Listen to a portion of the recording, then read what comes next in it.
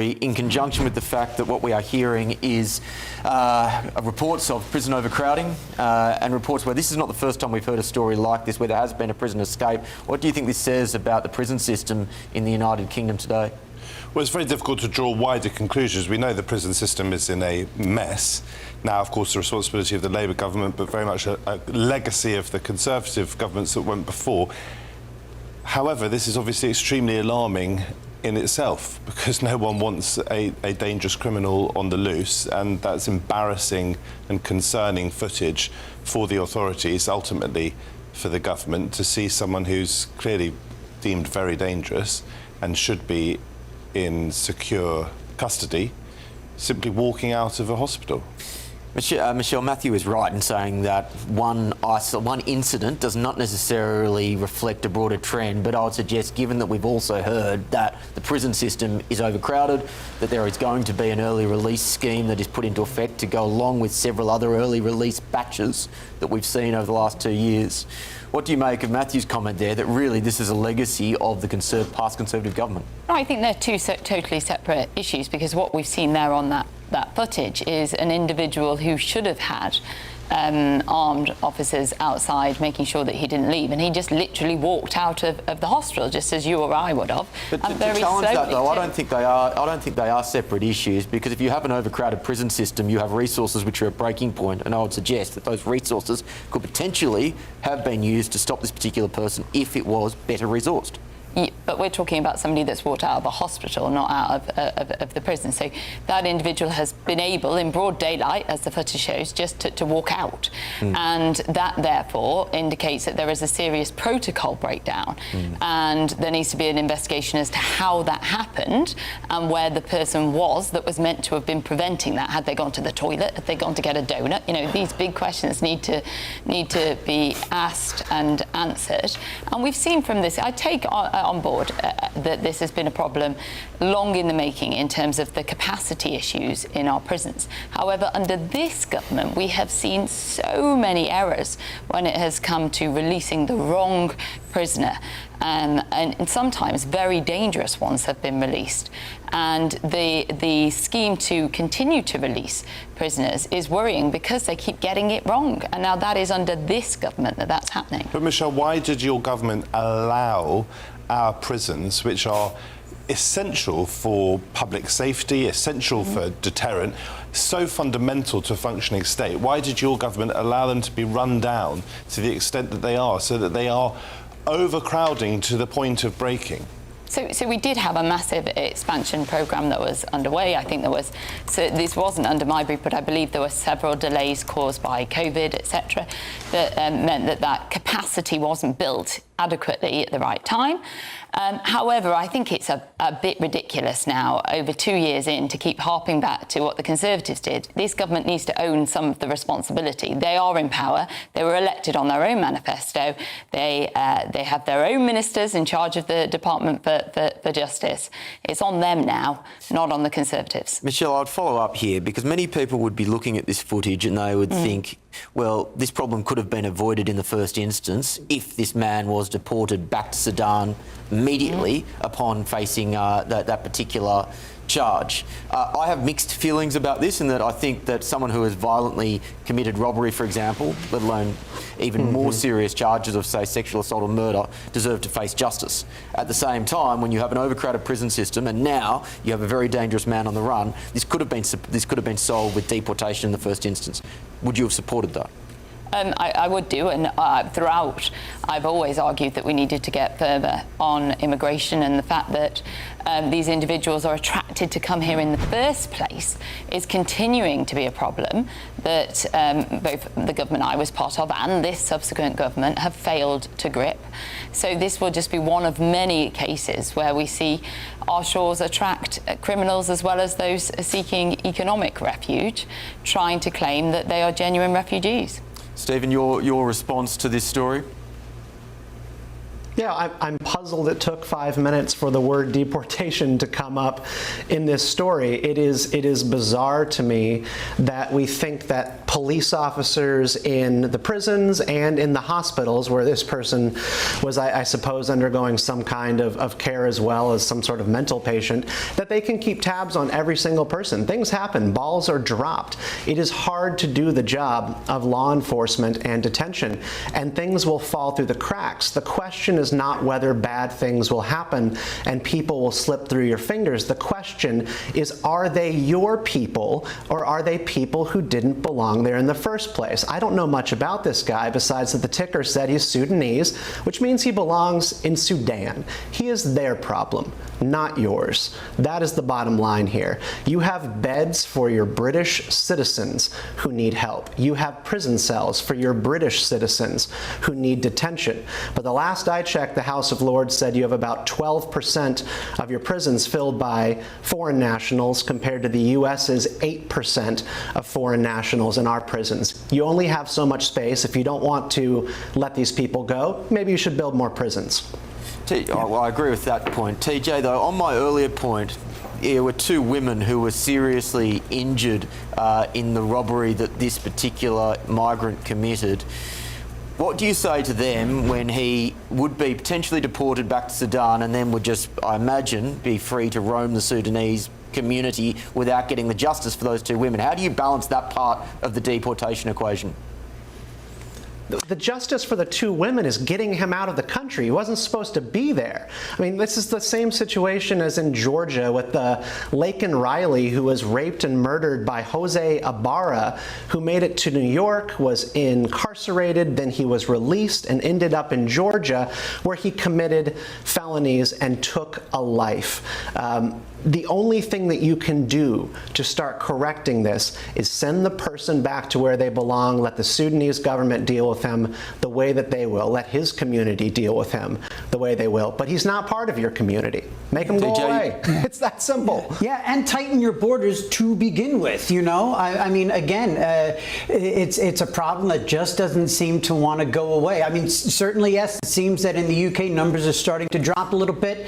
Don't know if that's attributable to hot weather. I don't know if that's attributable to a short-lived trend, or if perhaps it's the government is clamping down. I don't know if there's any gangs that have been smashed, but you know, you do have to go to the root cause. And yes, you make a great point there that prosecutors absolutely have to establish a relationship of trust with the victims of crimes that you know, for which they're prosecuting. But at some point, you do have to sort of level things and clear out the people, the foreign nationals who should not be there in the first place, and tighten up the borders and keep them from coming in the first place. Maybe take a page, God forbid, from Donald Trump's book. That's one of his few things, one of the few things that everybody seems to agree on has been a success writ large for Trump. I don't know whether this man, by the way, is a genuine asylum seeker. I know nothing about his background. It's perfectly possible that he was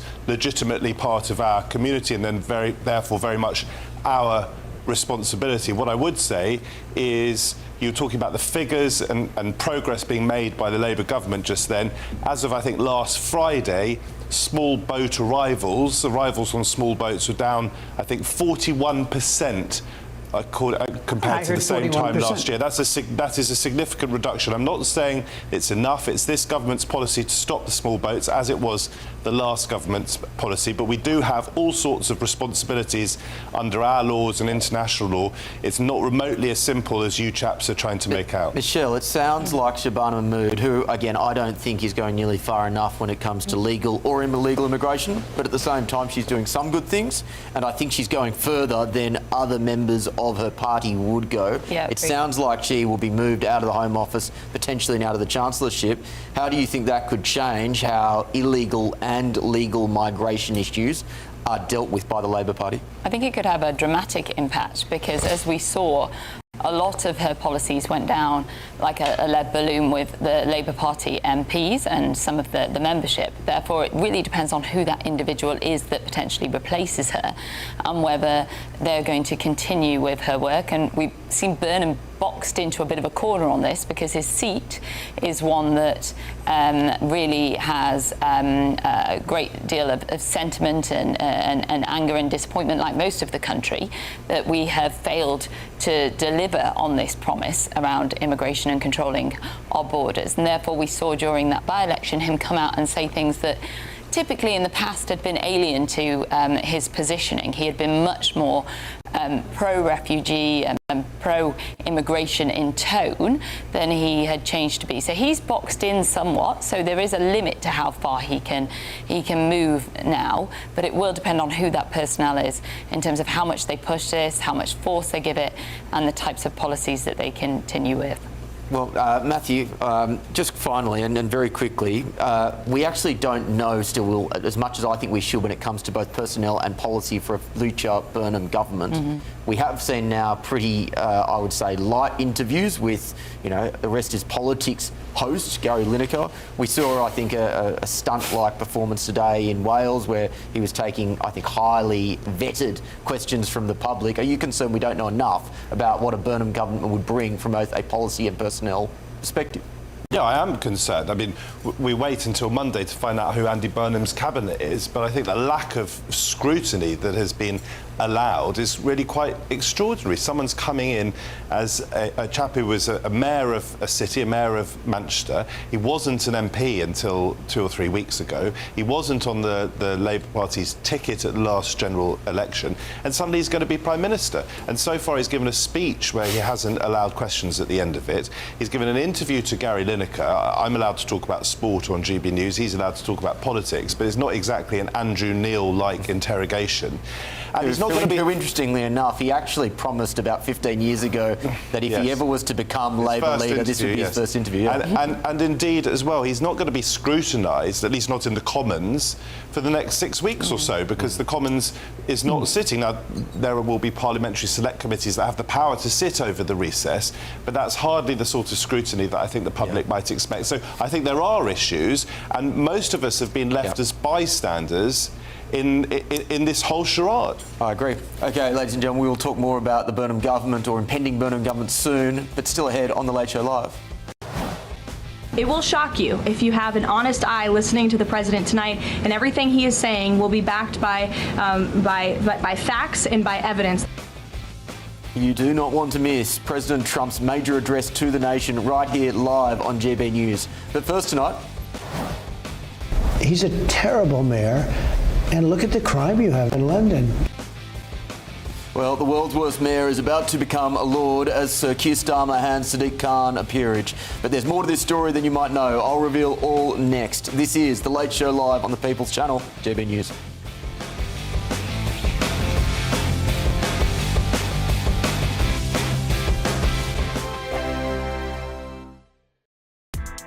Join me, Nana Akwe, for an informative, interactive news programme with a difference. It's fun. No, he didn't say that, Dave. I'm so surprised. I think there's an element of truth to that. Join me from 3 p.m. every weekend, only on GB News, Britain's news channel. Here at GB News, we made a promise to tell your stories. And on the 6th of August, we're marking 5 years of doing exactly that. Celebrate with us by having your say. Join in the debates live on TV and radio. And meeting your favourite presenters across the country, from Leeds to Aberdeen, from Belfast to Barry Island. Plus, join me in Essex for our biggest live show of the year. Scan the QR code or visit gbnews.com/celebrate. Terms and conditions apply. From cold mornings to warm family brunches. From football to tennis in the car. In the kitchen. GB News Breakfast is there. With the stories you need and the conversations that matter. Anyway, let's talk business. Well, it has been a historic night in British politics. It's astonishing, isn't it? We're here again to start your day just right. GB News Breakfast. Every morning from 6 a.m. Only on GB News. Britain's news channel. Some people enjoy lazy Sunday mornings, but not me. What's the truth of the matter? So that's a very live question. Would you support him if he waters down these plans? Before the spin sets in, I'll be getting to the truth. This is personal. No soft questions, no easy answers. It's one thing if the state has rules in this country. It's another thing whether the police and others actually police them. Setting the agenda and holding those in power to account. You can't really blame her if the system is set up this way. You will not want to miss it, trust me. The Camilla Tominey Show, Sundays from 9:30, only on GB News. From the school run to the home run, watch a new show for all of Britain. He can say whatever he wants. A straight talking show where all voices are heard. And, you know, when are we going to stop talking about smashing the gangs and actually do it? With the stories that matter from every part of our country. There's a bit of a crash landing there for your Chancellor. Bold, fearless and standing up for you. That's me, Martin Daubney, 3 p.m. till 6 p.m, weekdays, here only on GB News. The People's Channel, Britain's news channel. Westminster's full of talk, but out here, it's the real world. Am I allowed to talk now? No, that's it. This is where it matters, real people and real lives. That's what politics is all about. The fact has Trump made a good start? No. Straight answers, no spin, and just a couple of pints. How many fingers have I got up? About 10. So join me for Lee Anderson's Real World every Friday at 7 p.m, only on GB News. The People's Channel, Britain's news channel.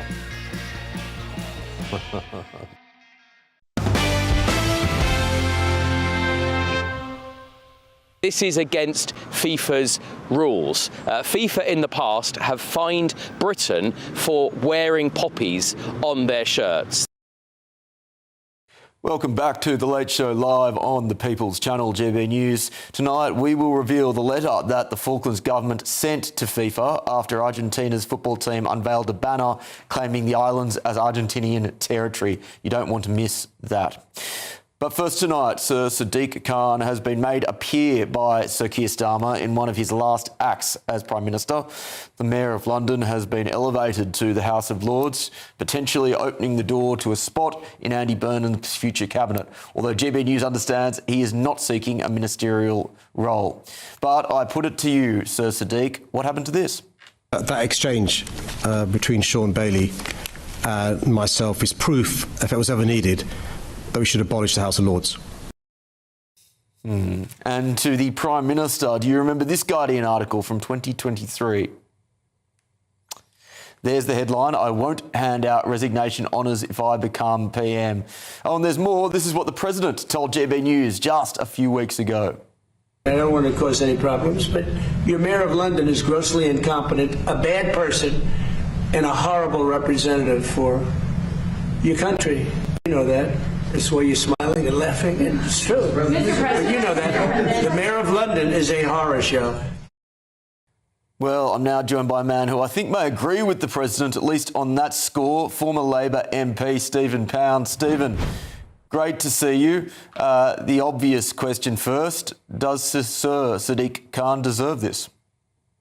I really don't see why. I mean, normally, if somebody goes to the House of Lords, there's a couple of reasons for it. One is, as you've rightly put your finger on it, the possibility of him coming into government, into a cabinet position, but obviously he said he's not going to do that.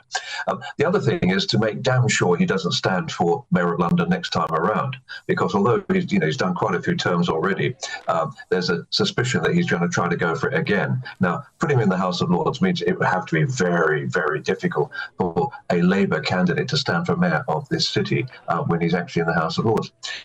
The other one is it's what we used to call it in the whips office. We used to call it like a dog biscuit, when somebody has actually been told in effect, look, frankly, you're not going to get what you want. Therefore, we're going to give you this as a little prize to go away with. I think Sadiq Khan. I think the problem I have with him is, and he's done a lot of good. I mean, there's no question on things like air quality control, bringing the Elizabeth line, bits and pieces.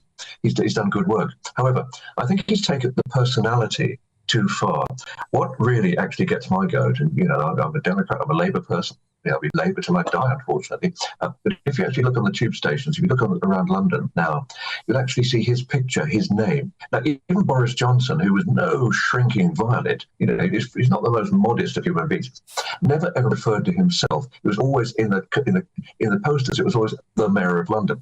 Sadiq has now actually got, Sadiq Khan. We've had 8 years together. He's done the breakfast clubs, and I think he's taken the personality of the mayoralty a little bit too far. And I think that in some cases, maybe there's an issue here where he's actually gone too far. As for the business about the House of Lords, well, dear, oh dear, do as I say, not as I do. Well, this is the thing, right, Stephen? Like, surely this is so emblematic of why the political class is so despised, in that they are seen to have certain principles which are flexible up until the point of actually it becoming a benefit for them, in which case they just get junked. I imagine he had the view that the House of Lords should be abolished right up until the moment he got a call from Sir Keir Starmer. Well, you could well be right. I remember when I got offered the House of Lords the first time, I thought they were joking. I said, I'll only go if I can be Lord Elpers. And they said, you're not taking this seriously. But if you actually have a look at the honours list, he's given a group of nominations to the Liberal Democrats, and these are sort of worthies from Pedestal and Barnsley and the sort of civic dignitaries. There's no real grabbing name there. He's also given some to the Conservatives, and a couple of people like Chris Wormald from COVID fame, is coming as a crossbencher.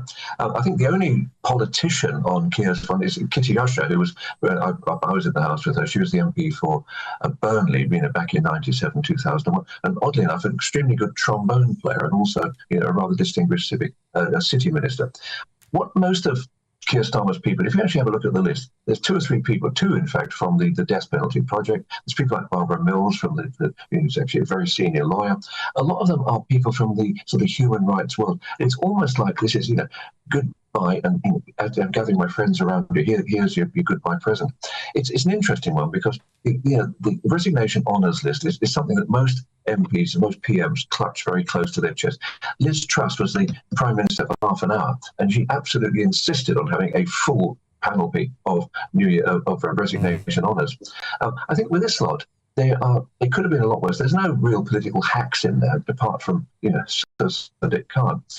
To be honest, mate, he's got a knighthood. Does he actually want to join the Ermine as well? What's he going to do? He's actually a lawyer in himself. He's got a future ahead of himself. I think that what the signal this sends out is, firstly, as I have to say, rightly put your finger on, there's a smell of hypocrisy about it. But the second thing is, what does this say for the future of Sadiq Khan? Well, I would also suggest, what does this say about the future of the House of Lords? Stephen, thank you very much for your time. No argument, mate. Michelle, I'll go to you first on this, and let's go to that question, because I was looking at some stats, and it showed that despite Keir Starmer only having been Prime Minister for 2 years, he has appointed 17.5% of the sitting House of Lords. That's an extraordinary statistic. Most of those are, friends, fellow human rights aficionados, Labor affiliates. Again, I think the House of Lords was a once noble institution. I think it once served a purpose. When you see appointments like this today, surely it has to bring into question whether or not this actually now can be reformed, or whether it does need to be abolished. So I do think that we need a secondary chamber to scrutinise legislation, and I think the reason why it's never really been reformed is nobody really can come up with the perfect solution to replace it, so they put it in the too hard box, and that seems to happen continually. I think it is quite ironic because, of course, in their manifesto they did have reform in the House of Lords, but as you say, he's stacked and packed it full of his cronies to try and get their numbers up and to stop losing votes in the House of Lords, despite that being a so far futile exercise. And then yet again he's found a way around things, because he made that promise that he wasn't going to do a resignation honours list, and this strictly isn't one, because it is normally that would come out after the Prime Minister has exited and you've got the next person in, but he's found the way around it by utilising the existing system and by putting even more names into that, from what I can see, and that's why you're seeing so many names today. Matthew, is this just a gift from a mate on his way out the door, or do you think there are political motivations behind this appointment that we are perhaps not cognizant of? Can't get into Keir Starmer's head on that one, but I think there are various points to make very quickly. One is, this is clearly embarrassing for the Prime Minister, because we've seen that he was against the idea of resignation honours, and these appear to me effectively to be just that. And actually, hypocrisy / U-turns, they were some of the things that got Starmer's government into trouble pretty quickly. If you remember the expenses stuff, Labour came into power, I think, seeking to be seen as whiter than white, and that fell apart quite quickly. So I think were he to be carrying on as Prime Minister, that this is the sort of thing that he would really need to sharpen up his act on. I think the second thing to say is that Sadiq Khan has not been a bad mayor. If you look at really important stuff like homicides, they're the lowest last year for 11 years. That really matters because it means fewer people are being murdered in London, my city. And there are other things such as clean air, which he's been championing and trying to drive through, which makes a huge difference if it succeeds to me and my family. I've got 2 young children who get pushed around in pushchairs at the level of the exhaust pipe and so forth. So I don't buy any of the sort of toxic hatred of Sadiq Khan. I personally voted for him 3 times. By no means the perfect mayor, and there are issues anecdotally I've experienced with crime in London. There's a lot that still needs to be done. The third and final thing I'll quickly say is that Donald Trump, listening to the President of the United States, the most powerful person in the world, singling out repeatedly for criticism the mayor of my city, I think is pretty disgraceful. It's not his place to do it. I'm not an elected politician. I don't have such responsibilities. In return, I'd say Trump is an awful president and America is riddled with violent crime. I want to get your thoughts, Stephen. Do you think it is appropriate that Trump has given his thoughts on Sadiq Khan as often as he has? I mean, your commentator who just said it's inappropriate for him to do that then just made a judgment about someone else's president. So everybody's entitled in the world of politics to comment on other people in government and fellow travelers. This is politics. And I try generally not to step into areas where I don't have a great deal of expertise. House of Lords politics is not one of them. I think the only thing that I will add to this conversation is that a politician's promise is the only product in the world where the warranty expires before you leave the store. If Keir Starmer promised that he wasn't going to do this, who cares? This is about power and securing positions for your allies and cementing what you want for a legacy and who you want to be in positions of power. That's all this is about. That's what politics is. Yeah, I don't blame him. I don't blame him for doing it. He might as well torch the place on the way out. He just got shafted by his party. He just got replaced on a wink and a nod and a nudge for a little bit of chicanery up north, where a guy stepped aside and a few thousand voters just determined for tens of millions who the next prime minister is, and so they run him out of town. They give him a disingenuous standing ovation yesterday after PMQs. And so, you know what? Screw it. Yeah, you know what? I'm going to name a few people. In fact, I'm going to name a couple of people to the Lords that are actually going to be little newsmakers themselves. In addition to Sadiq, I got one. I mean, one of them's a minister that he kind of forced out, right? That fellow Wormold. Yeah, and another guy, one of the appointees, or the woman appointee, wasn't she part of the expenses scandal? So, you know, he's lighting up the board, and I don't blame him. He just got run out of town. So why not? Yeah, that's certainly one opinion. A government spokesperson has said Sadiq has been a brilliant mayor who has transformed London for the better, so this is thoroughly deserved. He has cut violent crime to record lows, cleaned up the capital's air, delivered the Elizabeth line and got London building council homes again. All right then, let's take a quick look at some of the other main news in America. More than 800 wildfires are burning across Canada, with air quality alerts now extending south into multiple American states. Canadian Prime Minister Mark Carney gave this update earlier. Thousands of Canadians' lives have been upended, or being upended, by the wildfires across this country, flooding in Manitoba again.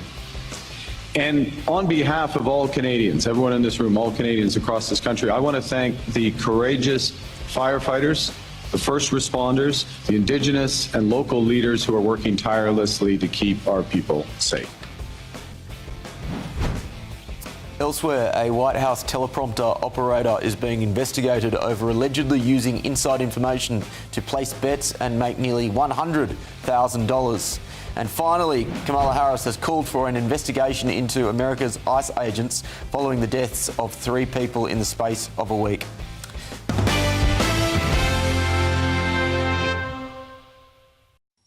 Still ahead on The Late Show Live, it's the speech that has been promised to shake America.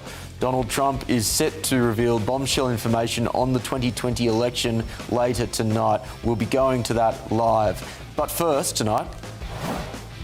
So many people in positions of power have repeatedly dismissed acts of violence and even terrorism as legitimate forms of political expression, so long as they served a left-wing cause. The White House is pushing to pursue far-left extremists with the same ferocity as jihadist groups. A spokesperson from the US State Department joins me live on that next. This is The Late Show Live, only on GB News.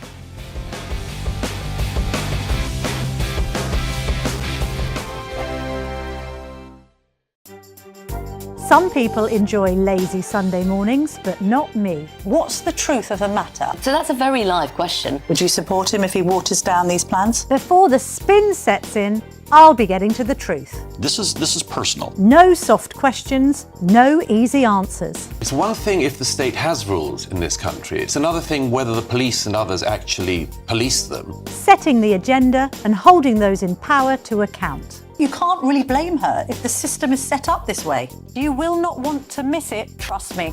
The Camilla Tominey Show, Sundays from 9:30, only on GB News. Breaking news, live updates, stories that matter. From the heart of the GB newsroom to every corner of Britain, with our team of dedicated journalists across the UK. GB News bulletins are there to deliver the latest news that matters to you. Bulletins on GB News, the People's Channel, Britain's news channel. Hi, I'm Michelle Dewberry, and my show is your opportunity to cut through all the noise and dive in headfirst to some robust debates. Ideas clash. Situation, isn't it? No, Because the failure is you're deliberately avoiding my point. Nothing's held back, And if you think this is the end of it, wait for more. and we do not shy away from the difficult stuff. Sometimes I want to shake people and say, if only you understood. So join me on Jubes & Co. weeknights at 6 p.m, only on GB News, Britain's news channel. Westminster's full of talk, but out here, it's the real world. Am I allowed to talk now? No, that's it. This is where it matters, real people and real lives. That's what politics is all about. In fact, has Trump made a good start? No. Straight answers, no spin, and just a couple of pints. How many fingers have I got up? About 10. So join me for Lee Anderson's Real World every Friday at 7 p.m, only on GB News. The People's Channel, Britain's news channel. I've been in Westminster for a long time, but I know that though power may be here, its effect on people's lives is across the whole of the country. We may be where rules are made, but it's where they're implemented that matters. Join me, Jacob Rees-Mogg, for forthright and frank discussion on where Britain has come from, where it's going, and where it will end up. That's State of the Nation, Monday to Thursday, 8 to 9 o'clock. Vox Populi, Vox Dei. From the school run to the home run, watch a new show for all of Britain. He can say whatever he wants. A straight talking show where all voices are heard. And, you know, when are we going to stop talking about smashing the gangs and actually do it? With the stories that matter from every part of our country. There's a bit of a crash landing there for your Chancellor. Bold, fearless and standing up for you. That's me, Martin Daubney, 3 p.m. till 6 p.m, weekdays, here only on GB News. The People's Channel, Britain's news channel.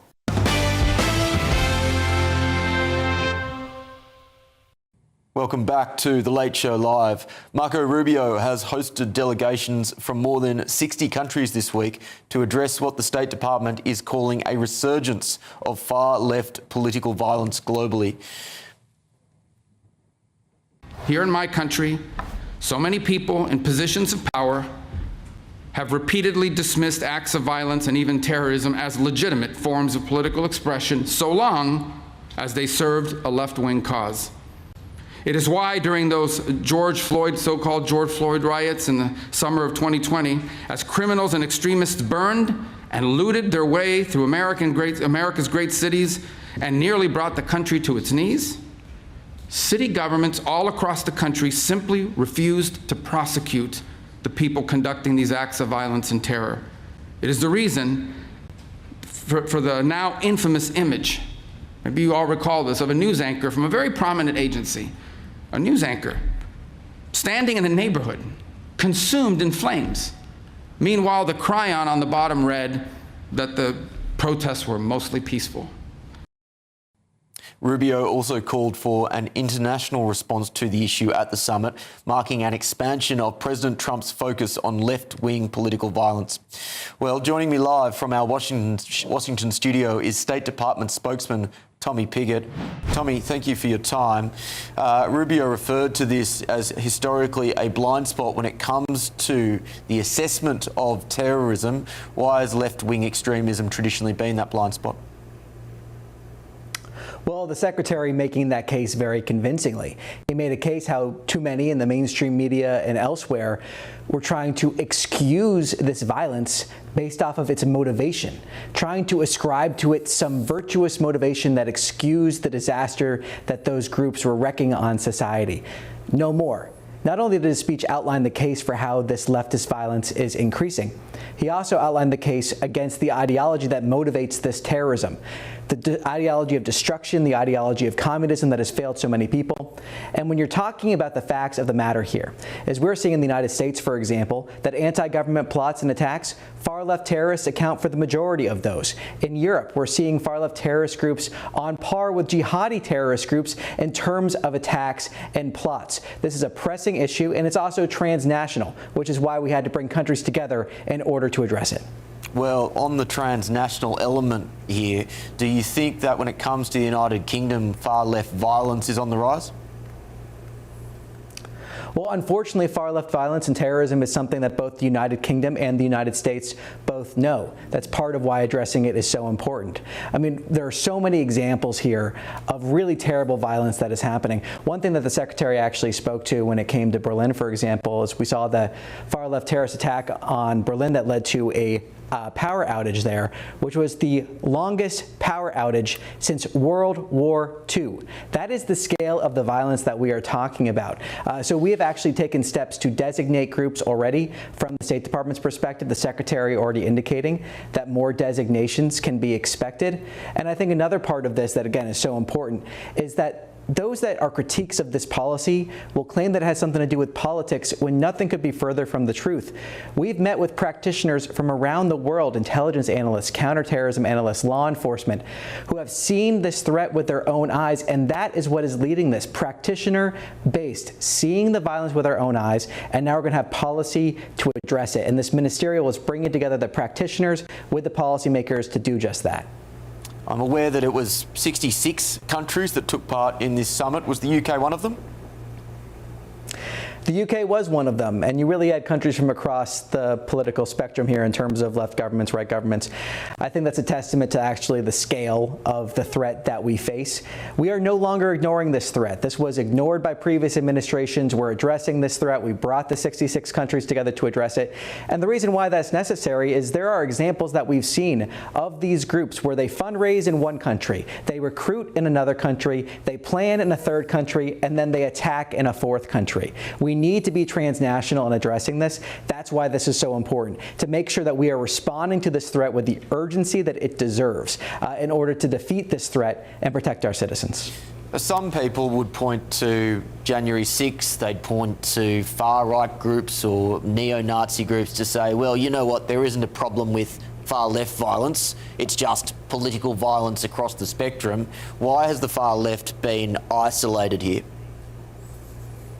We have a robust counterterrorism strategy from the United States' perspective, and this has been a blind spot when it comes to far-left terrorism. I already ran through the stats for you. The fact that when you're looking at anti-government plots and attacks in the United States, the far-left accounts for more than any ideology in terms of those attacks in 2025. The fact that we see far-left terrorism on par with jihadist terrorism in terms of attacks and plots in Europe. This is something we have to address, but then also to re-stress. This is not ideology and then down. This is based off of the actions that these groups are taking. That is what is driving this. We are talking about terrorist actions we are seeing with our own eyes. Kidnappings, targeting of political officials. We're seeing beatings in the streets. We're seeing attacks on critical infrastructure. This must be addressed. We are addressing it. But certainly, we are addressing counterterrorism across the board to protect our citizens. Tell me, what are the root, you've said that this is a threat that continues to rise. What are the root causes behind why it is rising? What do you think is driving this?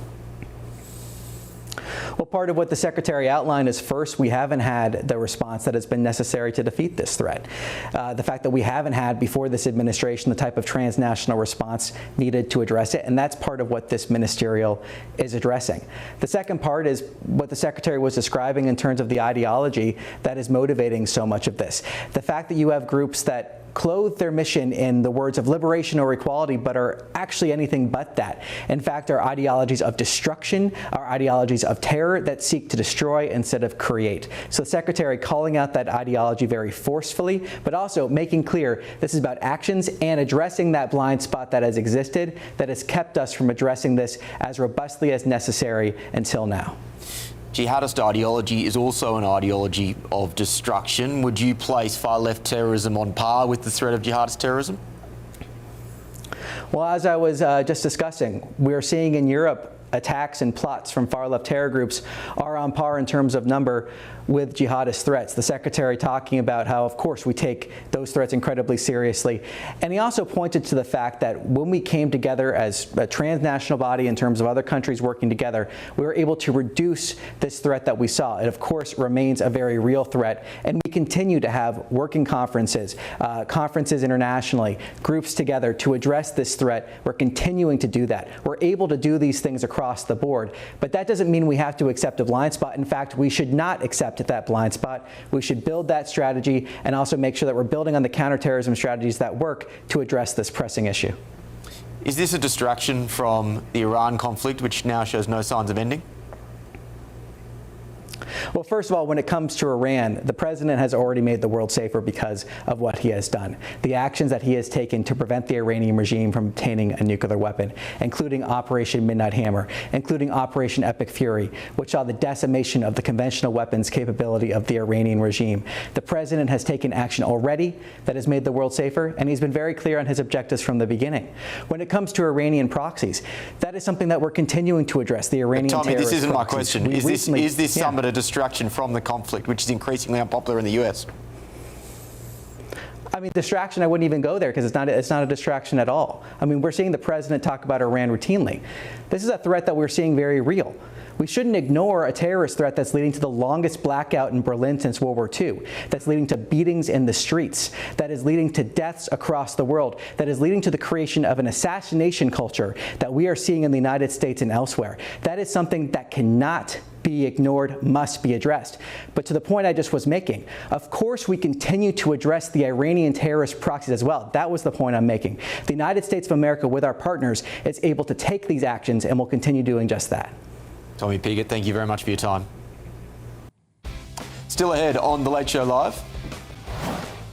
It will shock you if you have an honest eye listening to the president tonight, and everything he is saying will be backed by facts and by evidence. We are inching ever closer to President Trump's major address to the nation. You'll see it right here live on GB News, but also on the show tonight.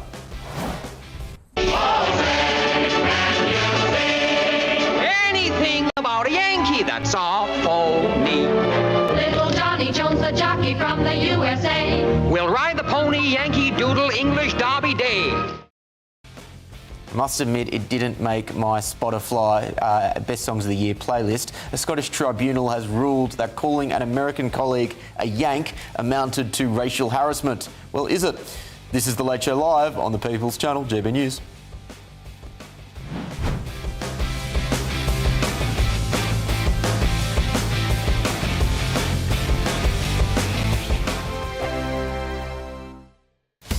Breaking news, live updates, stories that matter. From the heart of the GB newsroom to every corner of Britain, with our team of dedicated journalists across the UK. GB News bulletins are there to deliver the latest news that matters to you. Bulletins on GB News, The People's Channel, Britain's news channel. From court mornings to warm family brunches. From football to tennis in the car. In the kitchen. GB News Breakfast is there with the stories you need and the conversations that matter. Anyway, let's talk business. Well, it has been a historic night in British politics. It's astonishing, isn't it? We're here again. To start your day just right. GB News Breakfast. Every morning from 6 a.m. Only on GB News. Britain's news channel. Westminster's full of talk, but out here, it's the real world. Am I allowed to talk now? No, that's it. This is where it matters, real people and real lives. That's what politics is all about. In fact, has Trump made a good start? No. Straight answers, no spin, and just a couple of pints. How many fingers have I got up? About 10. So join me for Lee Anderson's Real World every Friday at 7 p.m. only on GB News. The People's Channel, Britain's news channel. At GB News, we love to hear from you, our loyal community. So drop us a line at gbnews.com/yoursay. There you can talk to each other and also to the presenters live on air. gbnews.com/yoursay, because GB News is your channel, Britain's news channel. Join me, Nana Akwe, for an informative, interactive news programme with a difference. It's fun. No, he didn't say that, though. I'm so surprised. I think there's an element of truth to that. Join me from 3 p.m. every weekend, only on GB News, Britain's news channel. You want to know what's really going on in the corridors of power? Labour don't know what to do with you half the time, and that makes you quite lethal in the chamber. Get behind the headlines with Chopper's Political Podcast. Join me, Christopher Hope, as I sit down with the great and the good of British politics. We'll see where this ruling takes us. These are the stories shaping our nation. Chopper's Political Podcast, available now on all platforms. Listen in and stay ahead. Hi, I'm Michelle Dewberry, and my show is your opportunity to cut through all the noise and dive in headfirst to some robust debates. Ideas clash. Situation, because you're deliberately avoiding my point. Nothing's held back. And if you think this is the end of it, wait for more. And we do not shy away from the difficult stuff. Sometimes I want to shake people and say, if only you understood. So join me on Jubes & Co. weeknights at 6 p.m. only on GB News, Britain's news channel.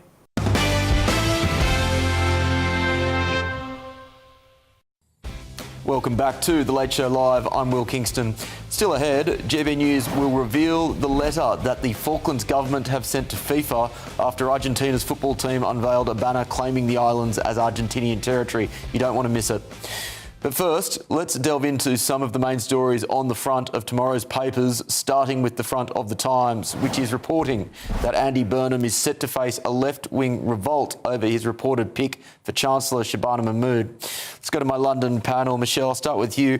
I actually thought that the left of the Labor Party would be happy with this result because it moves Shabana Mahmood out of the Home Office, where she's been incredibly unpopular implementing illegal and legal migration reform, but it doesn't sound like that's the case. That's one perspective. I suppose they're worried about what she might be doing in relation to the economic agenda, because a lot of them have pinned all of their hope on Andy Burnham tagging to the left, and that is where the pressure is for him to go and to distinguish themselves, they believe, away from some of the other political parties and really go back to their base. So I'm not surprised by this, but I am surprised that their troubles have already begun so quickly, and that period of unification and jubilation seems to already be evaporating, and we're going back to a divided and problematic party. But I think one of the issues that Burnham has, which we spoke about a little bit before, is that he's managed to keep his powder so dry throughout this period. There's been no real campaign. He's not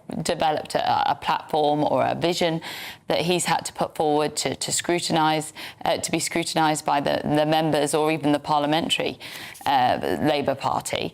And therefore, he's all things to all men. They've all tagged their own hopes onto him and hope that he will do that. Well, coincidentally, this is the concern that many in the Labor Party apparently have of Mahmood, in that they say that she does not have an economic vision for the country. Now, Matthew, I will concede that at least by the standards of this Labor government, she is one of the more, if not the most competent minister in actually getting her agenda done. At the same time, she doesn't have an economics degree. She doesn't have any economics, finance or commercial experience. And this isn't like the sports portfolio or the culture portfolio where you can pick it up on the job. You need to understand the fundamentals of economics to do it. You would think so. And at the same time, you don't have to have had an economics degree to be Chancellor of the Exchequer. You don't have to have been an economics expert. I mean, just talk to Jeremy Hunt, who I actually thought was a competent Chancellor of the Exchequer, although I was certainly not a fan of those Tory governments. I've been on stage with him a few times recently, and he was a delegator and he listened to those around him, unlike, I would suggest, Liz Truss, and we all know how her premiership ended. So you don't have to be an economics expert. You have to be very clever for a start. Look, I really want Andy Burnham to succeed as Prime Minister. I was not a fan of the coup. And I think there is a real issue with a lack of scrutiny. A positive is that there hasn't been tumult and that the handover of power has been relatively smooth, which is important for stability. On the issue of Mahmoud as Chancellor, I think there are two very important things. Give me one quickly. Or I'll give you one. There are two ways of looking at it. One is that she could be more to the right, but at the same time, Andy Burnham has not ruled out a wealth tax. Let's cover this off in the next hour, because we will get to, and there is a lot more coming up in the next hour, ladies and gentlemen, including this. We're always going to be there, or at least we were. I don't know about anymore, to be honest with you. I would have to be honest.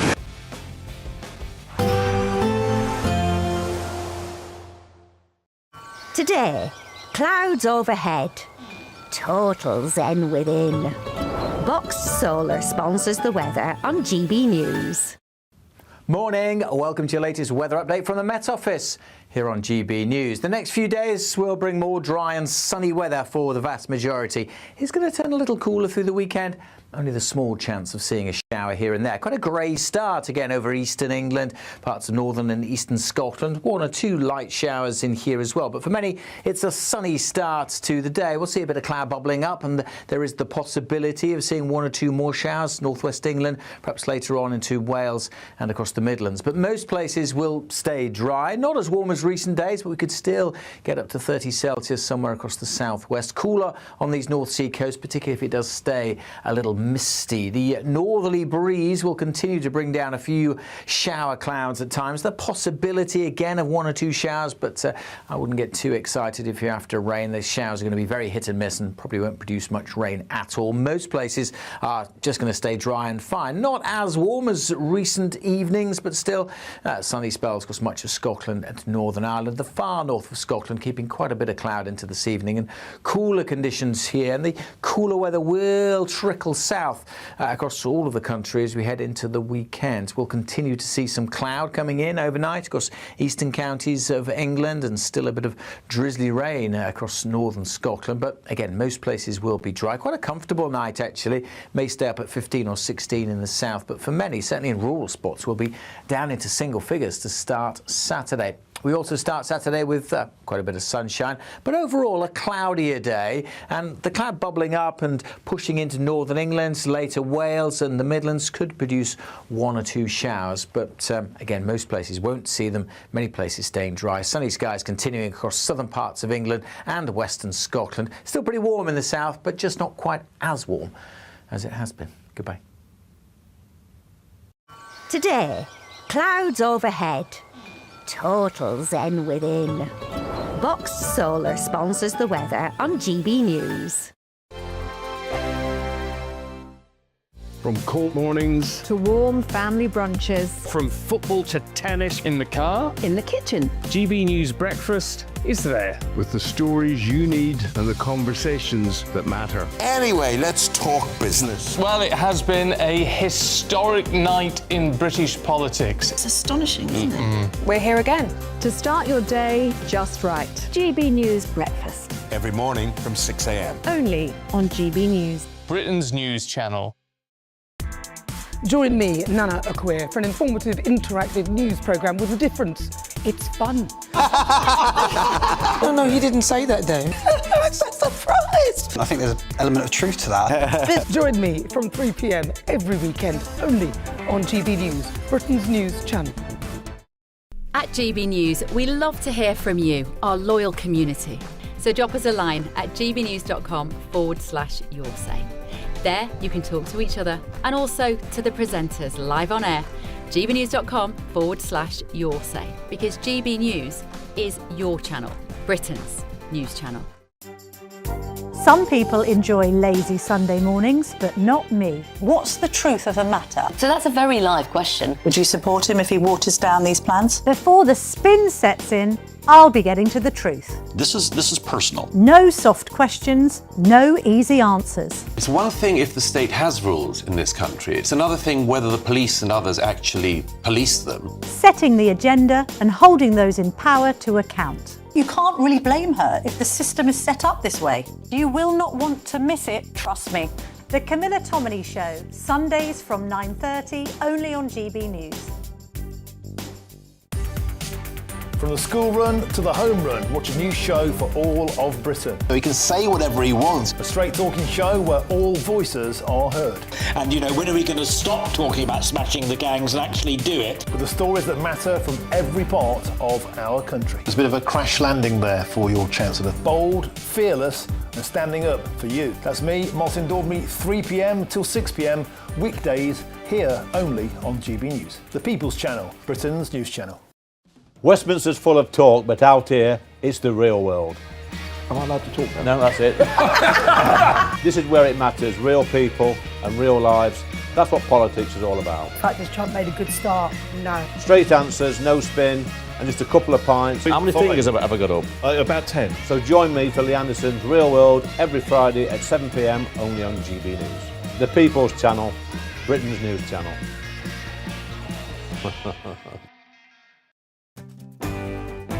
I'm Tom Harwood. This is GB News, Britain's news channel.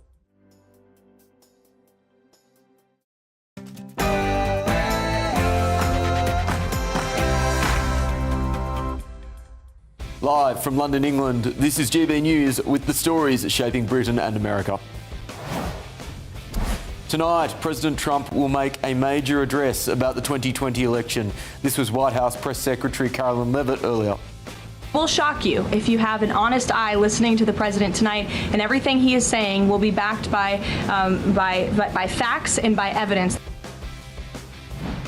Well, I can't believe it. See what I did there? The world's worst mayor, Sadiq Khan, has just been handed a peerage and a seat in the House of Lords. Could he be about to appear in a Burnham government?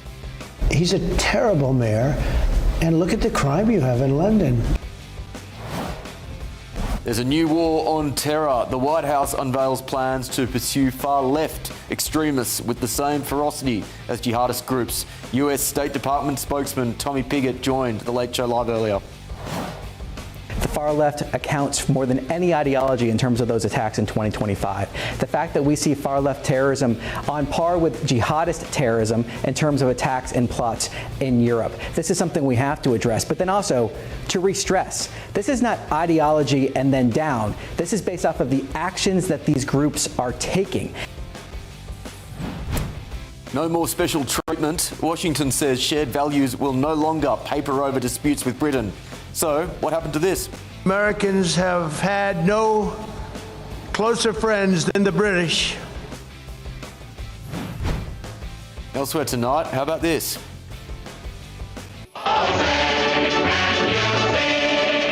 Anything about a Yankee, that's all phony. Little Johnny Jones, the jockey from the USA. We'll ride the pony, Yankee Doodle, English Derby Day. Yeah, perhaps not my cup of tea. A Scottish tribunal has ruled that calling an American colleague a Yank amounted to racial harassment. Is it?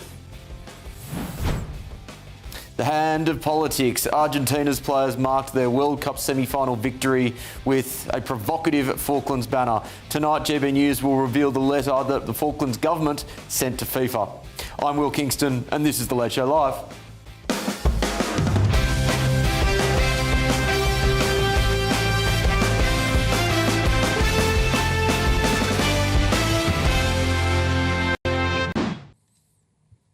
Welcome back to The Late Show Live, ladies and gentlemen. For a second hour, joining me once again in London is political commentator Matthew Stadlen and former Conservative Minister Michelle Donnellan, and in Washington, political commentator Stephen Kent and Republican strategist TJ McCormick.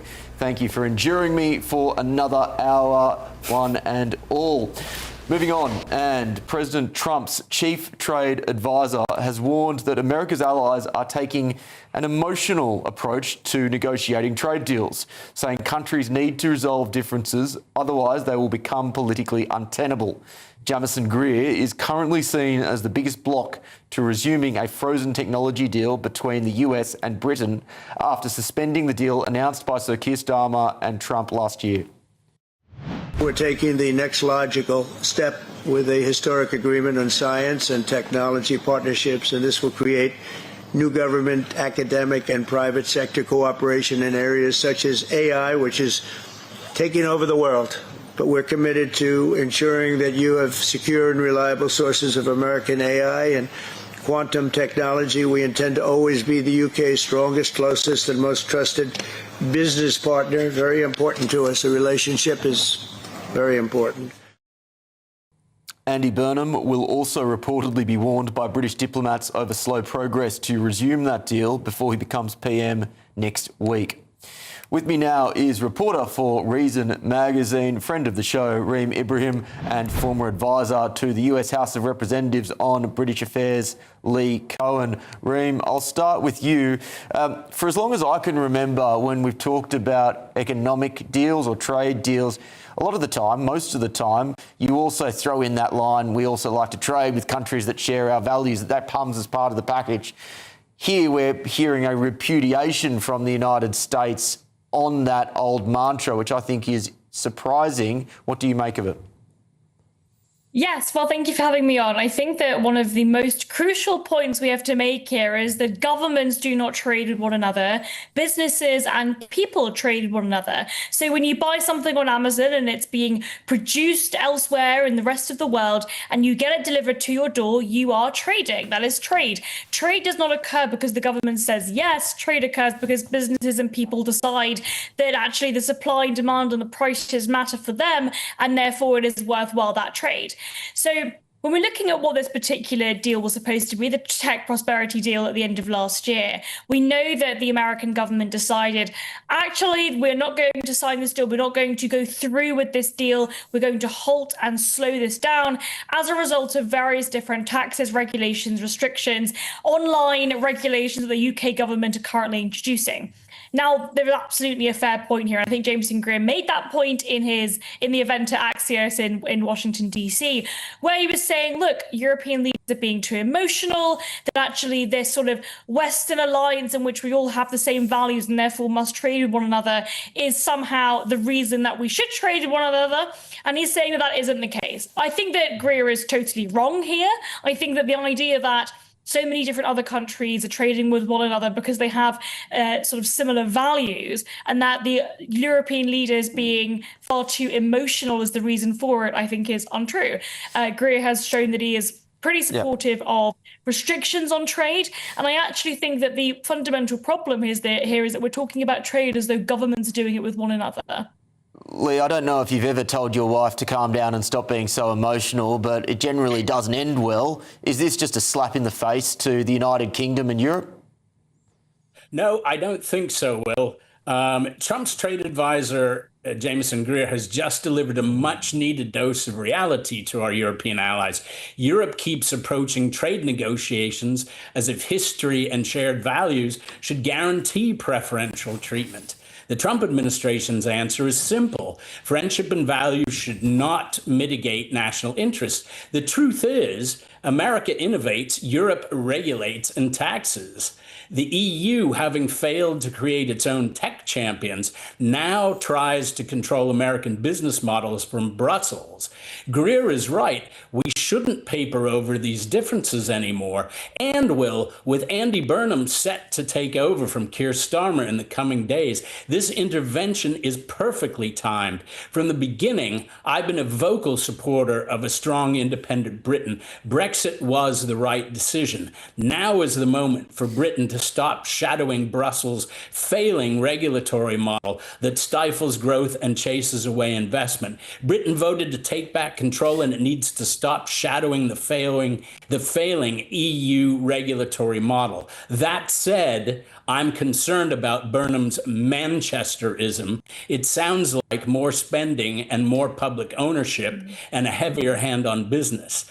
That's hardly the dynamic free market approach you need to win in tech and global trade. If I could jump in, I mean, I completely agree with everything you've just said, specifically about the UK and Europe. I mean, part of the problem is that America has so much freedom, which means that these tech companies only want to be established in America. It's part of the reason why America is one of the freest and most prosperous countries in the world. You know, if the UK was to join the US, it would be the 51st poorest state. That is not a coincidence. It's there. It's, you know, this is economic reality. When the state expands so significantly, and we expect it to expand even further, you end up killing prosperity. The question here, though, is whether or not Trump and the Trump administration think that European countries think that they must get preferential treatment when it comes to trade negotiations, and that they have been too emotional. I would argue that the Trump administration have been pretty emotional themselves. They slapped tariffs on Switzerland because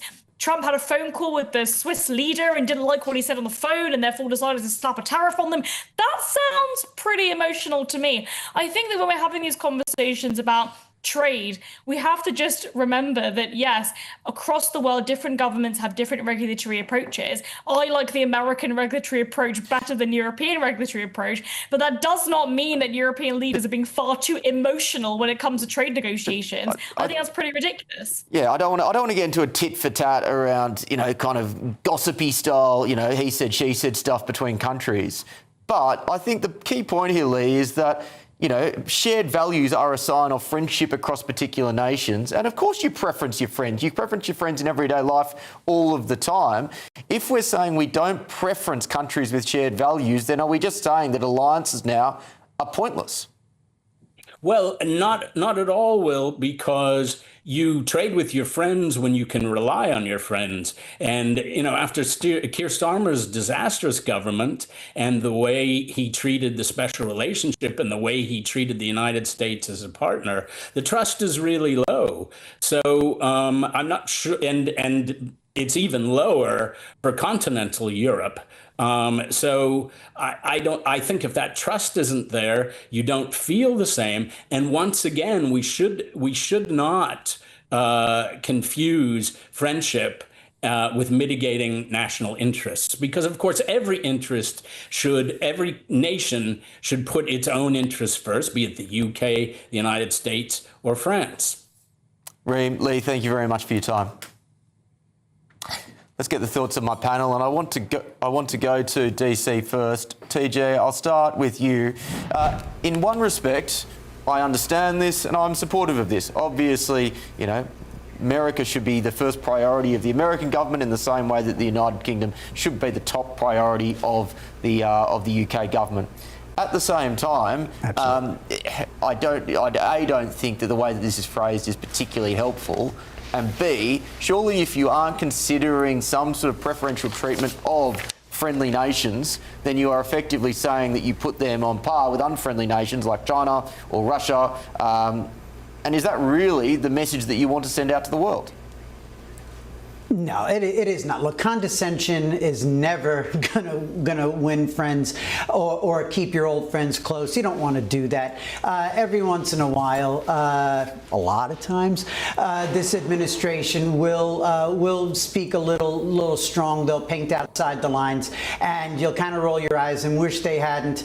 But yes, so when you open with condescension, you're not gonna get the immediate results that you want. It's not gonna look good or sound good. But you absolutely have to, as was just said by two fantastic experts, by the way, you absolutely want to start your trading relationships with the people with whom you share values and who you know well and have done good by and stood in good fast with for years and years and decades, and in this case for centuries. So absolutely, you definitely want to. But I think this is a great opportunity for the UK to spread their wings, to rather than regulate and follow the lead of big bad Europe, then yes, spread your wings, put Brexit to good use, and follow the innovation of the United States. If I may, I think you may. I think when countries have history together, like we of course do with you, it's a beautiful thing. It's a nostalgic thing, and we have nothing but this deep well of a desire to be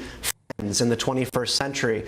But I think it is important to consider that from the moment Donald Trump entered his second term, he and J.D. Vance have been putting Europe on notice. I might lead you back to J.D. Vance's speech in Munich about shared values with Europe and trying to actually get everybody together back on the page for liberal democratic societies that do not suppress their own populations, open up their borders, over-regulate the technology sector so that we can't be competitive with rising powers in the East.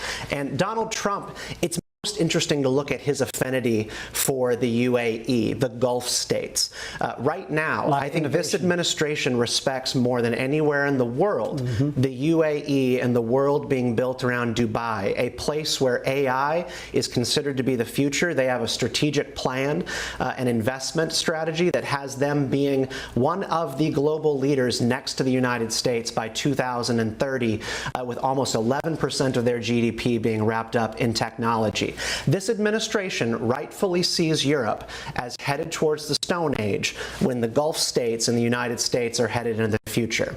And in the wake of the World Cup, where people are talking about air conditioning and living standards in the U.S. versus Europe, I think this is a great moment to actually take that as an example of how this administration sees Europe.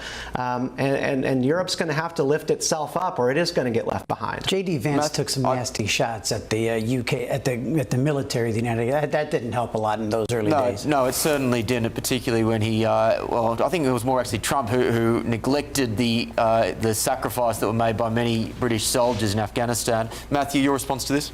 So I accept that some Labour politicians, when they were not in government, and that's very, very important, goes back to what I was saying earlier about the difference between President Trump being critical of our Mayor of London and me being critical of Donald Trump. I'm not in power, I'm not in government, I'm not an elected politician. Some Labour politicians now in government did criticise Donald Trump very strongly when they were opposition, but it's very different in government. Let's move on. The relationship between, this is related to this topic, the relationship between America and Britain is unbelievably important. And yes, of course, as we've heard, governments don't trade with each other. They help to facilitate trade. Businesses, people trade with each other, but it does start at the top. Relationships between our senior political figures really matter. The ways in which J.D. Vance just mentioned, but also Donald Trump, have spoken down to Britain and to our leaders in the last couple of years is unlike anything I have witnessed in my lifetime. It's shocking and it needs to stop. The relationship between our two countries, as I say, is incredibly important. And the tone is set about their future. Even one at a time, mate. The tone is set at the top. There is huge scope to do good trade. Yes, of course, there are thorny issues. Regulation, like it or not, is an important one. But look at where Britain stands with AI. We are fantastically positioned. Michelle, I would suggest, having heard all of this, again, I understand pragmatism in negotiations. At the same time, the dog's breakfast, that is the negotiations between Iran and the United States at the moment, I think is a very good example of why shared values matter in negotiations between states. Well, absolutely. Look, when it comes to trade, of course, it can't be based just on values or alliances, but they're a good foundation upon which to begin those conversations and to make sure that you do have more preferential arrangements in place. And in reference to the technology deal that was announced by Starmer and Trump, I think that there is a lot more to this than simply the case of regulation, because the regulation that has been cited, like the Digital Services Act, was something that was created by Philip Hammond. So we're talking years ago. It was well in place when this deal was announced. So it's a bit disingenuous to then go back on it because of things that were already in existence. And I think it's got more to do with the relaxation around pharmaceuticals and agricultural exports. And that could be what the broader strategy is here. And this is just part of a broader negotiation to push the envelope. Time will tell. Thank you very much, one and all. Still ahead on The Late Show Live, ladies and gentlemen. It will shock you if you have an honest eye listening to the president tonight, and everything he is saying will be backed by facts and by evidence. You do not want to miss President Trump's major address to the nation right here live on GB News. But also tonight, GB News will reveal the letter that the Falklands government sent to FIFA after Argentina's football team unveiled a banner claiming the islands as Argentinian territory. Incorrectly, I might add. This is The Late Show Live, only on GB News.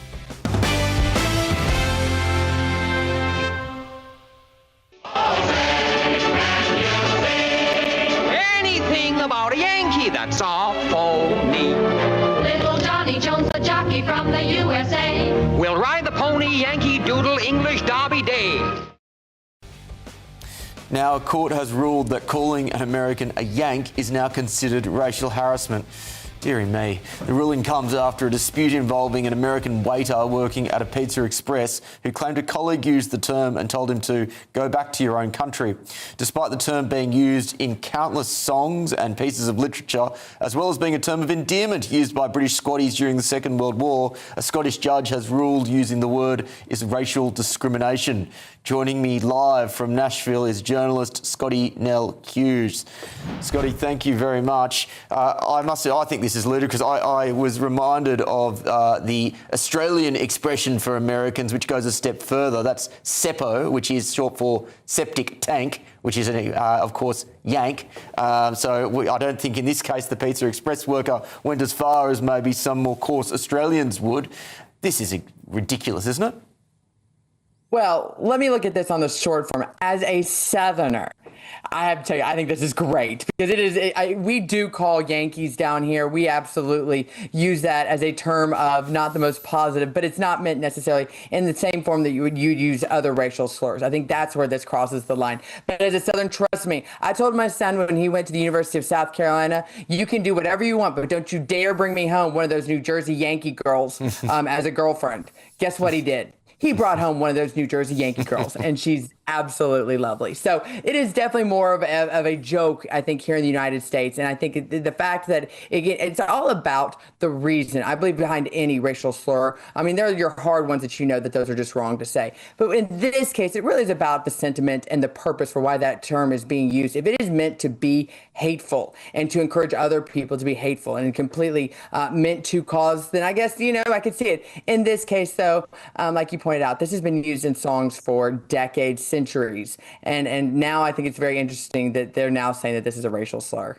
Yeah, that this is part of a broader trend in the United Kingdom that you may have observed, whereby hurty words increasingly are being legislated against, and people now can be arrested for either what they say online or for what they say in the real world. In this instance, it's an incredibly troubling trend, isn't it? Oh, definitely. I still believe there is something called freedom of speech. I know we have it here in the United States, but the UK can also mirrors a lot of our same legislations. Once again, there are certain words that should never be said, not necessarily because the government forbids it. It's just not, they're just not good. People don't say those types of words. And I highly encourage people to stay away from those words, especially those within my own family. This case, however, I think is taking it a little bit too far. And I think it's, once again, you can sit there, the words today, who knows what they're going to be 50 years, 75 years, 100 years from now. You would hate to hear things that today that we say as a commonplace, 100 years from now being deemed as horrible and illegal to say, and you could get in trouble for it.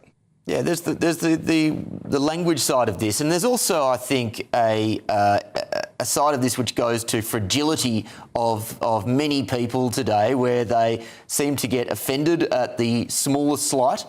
In this particular instance, I can't imagine working in a Pizza Express, someone calling me whatever the derogatory term is for an Australian, and therefore making a complaint to my manager, who then somehow takes it on to the level of some sort of commission, which then needs to find a judge to act on it. Like, surely we just need to say to these people, toughen up and get a life.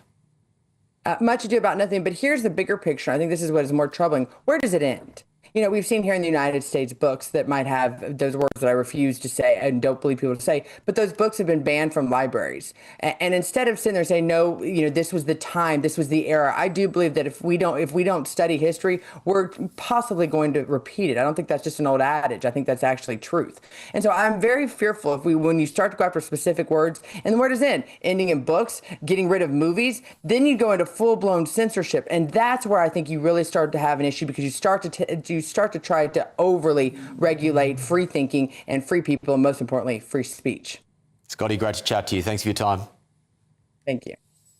Let's go to London. My panel here. I'll start with you, Michelle. Woke nonsense, surely?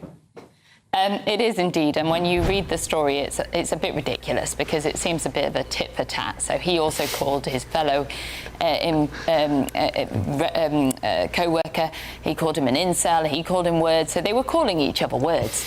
And this individual in question was then sacked, and from reading it, he's then took this to an employment tribunal and got a judge to agree with him that this was a stage too far by saying the word yank, which is ridiculous because look, he called his co-workers a number of other words, and also accused Pizza Hut of having Pizza Express of having outfits that symbolised the Nazi attire. So I think that it is all a bit of a tit for tat, and it's ludicrous that we've got a situation where a court has now established favour in this regard. Well, let's get the thoughts of the Yanks on the panel.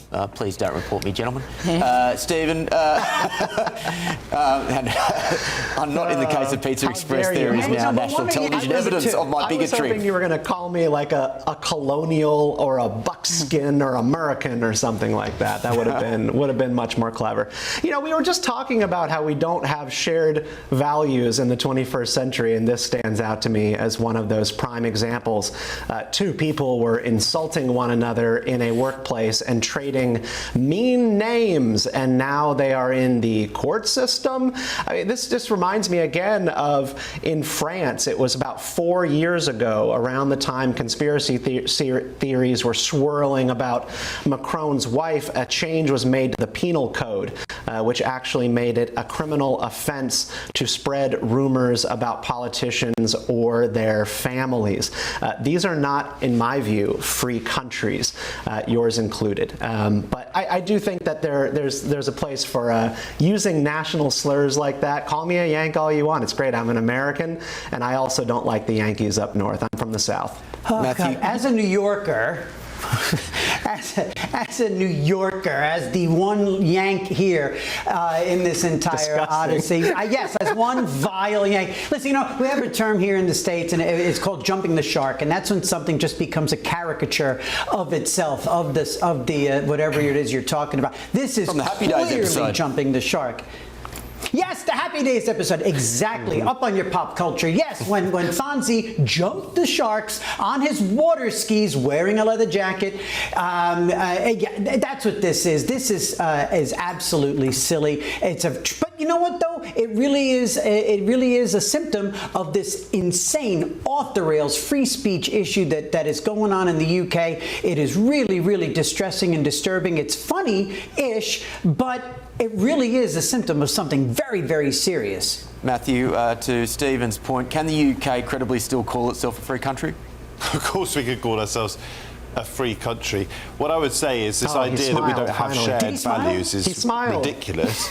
America is an unbelievably divided society. Just think of the difference, for example, in outlook of Kamala Harris and Donald Trump. And Donald Trump didn't get that many more votes in the popular vote than Kamala Harris in the presidential election. So let's not pretend that America is some sort of politically or values terms homogenous society. This has nothing it to certainly do with isn't, political and nor are we homogeneity. in Britain. So that's the first thing to say. The second thing to say is that you cannot, in a place of work or indeed in any scenario, start insulting someone according to where they came from. That is just totally and utterly not on. It's nothing to do with wokery. This is not new. This has been the case for a very long time in this country. If I were to insult you, Will, to do with your Australianness, you may laugh it off. That's your prerogative. It would be entirely unacceptable. It would be prejudiced. It wouldn't be racist, I don't think, in our case, but it would be prejudiced. It would be bigoted. Talking about you cannot tell someone who you work with to go back to the country they came Matthew, from. That's actually a very good question that Stephen posits. In that, you know, look, I personally couldn't care less about if I was, you know, there's an Australian jibe. I think kind of the English and the Australians have been jibing at each other since 1770.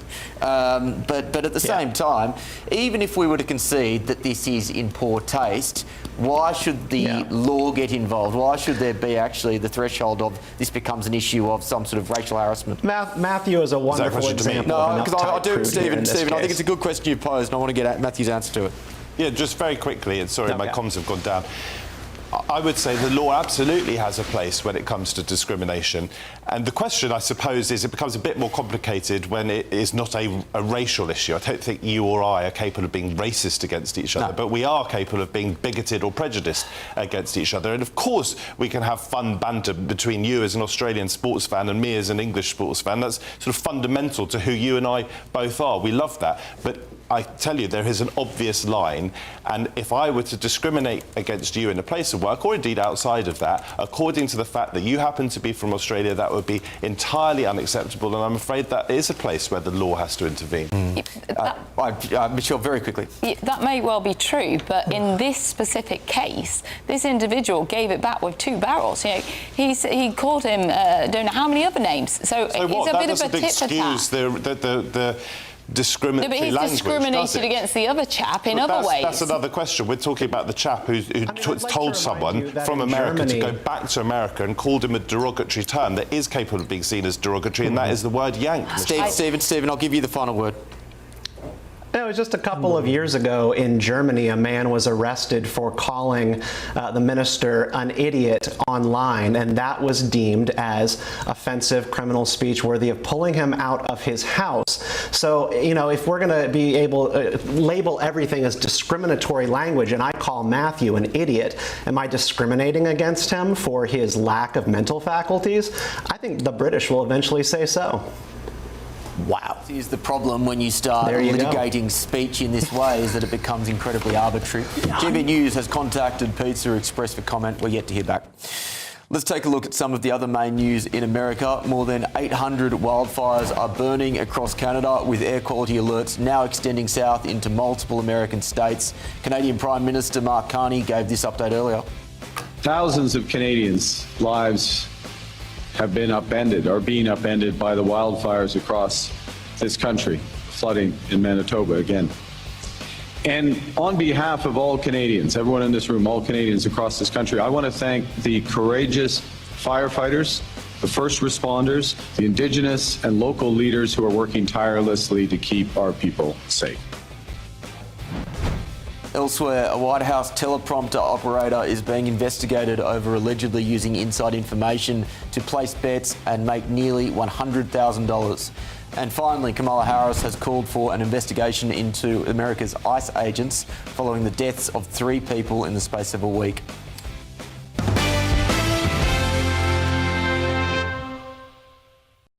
Still ahead on The Late Show Live, it's the speech that has been promised to shake America. Donald Trump is set to reveal bombshell information on the 2020 election later tonight. Also tonight, GBNews can reveal the Falklands government's furious letter to FIFA after Argentina's football team laid claim to the islands in a provocative banner. This is The Late Show Live, only on the People's Channel, GBNews.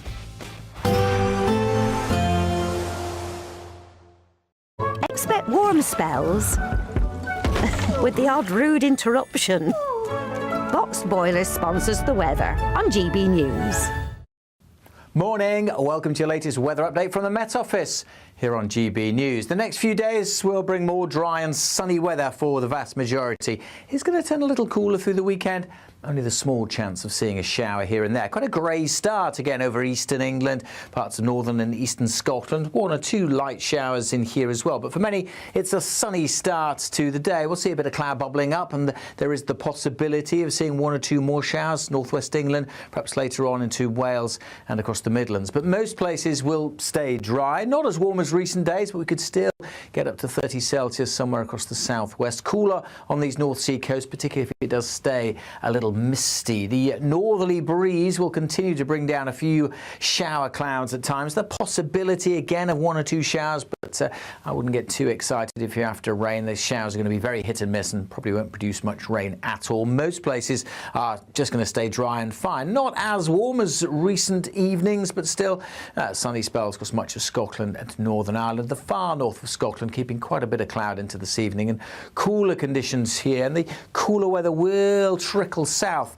across all of the country as we head into the weekend. We'll continue to see some cloud coming in overnight across eastern counties of England, and still a bit of drizzly rain across northern Scotland. But again, most places will be dry. Quite a comfortable night, actually. May stay up at 15 or 16 in the south, but for many, certainly in rural spots, will be down into single figures to start Saturday. We also start Saturday with quite a bit of sunshine, but overall a cloudier day, and the cloud bubbling up and pushing into northern England, later Wales and the Midlands could produce one or two showers, but again, most places won't see them, many places staying dry. Sunny skies continuing across southern parts of England and western Scotland. Still pretty warm in the south, but just not quite as warm as it has been. Goodbye. Expect warm spells with the odd rude interruption. Boxed Boilers sponsors the weather on GB News. Here at GB News, we made a promise to tell your stories. And on the 6th of August, we're marking 5 years of doing exactly that. Celebrate with us by having your say. Join in the debates live on TV and radio. And meeting your favourite presenters across the country, from Leeds to Aberdeen, from Belfast to Barry Island. Plus, join me in Essex for our biggest live show of the year. Scan the QR code or visit gbnews.com/celebrate. Terms and conditions apply.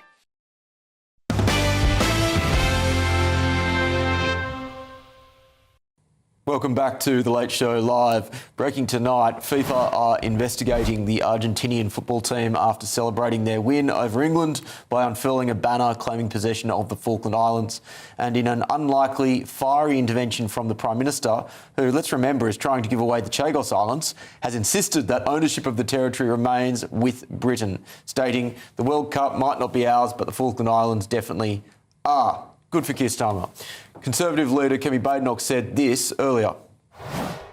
Well, we know that political messaging and slogans are banned by FIFA, so they absolutely should investigate. It was a very silly banner. The fact is, the Falkland Islands are British, and Conservatives will never stop defending the Falklands. We did it before, we'll do it again. Unlike Labour, who gave away British territory in the Chagos Islands, we will never do that. That match was it was a great game watching our players, but very painful to watch. Winning a football match, I would say to Argentinians, does not mean you can have the Falklands, so hands off. And tonight it can also be revealed that the Falklands government has written to FIFA, arguing that the actions breached FIFA's rules against political messaging and highlighted the Falkland Islanders' overwhelming 2013 vote to remain a British overseas territory, urging FIFA to consider that context when deciding whether to take disciplinary action. I'd also note the Falkland government has been offering some really spicy tweets on social media. They're well worth a follow if you are so inclined. With me now is the journalist behind this scoop, senior reporter for the Daily Mail, Nick Peasard. Nick, great to see you again. We've ridden the World Cup wave together. If only we were discussing the lead up to a potential English finals appearance, but nonetheless, here we are. Tell me about this letter. Yes.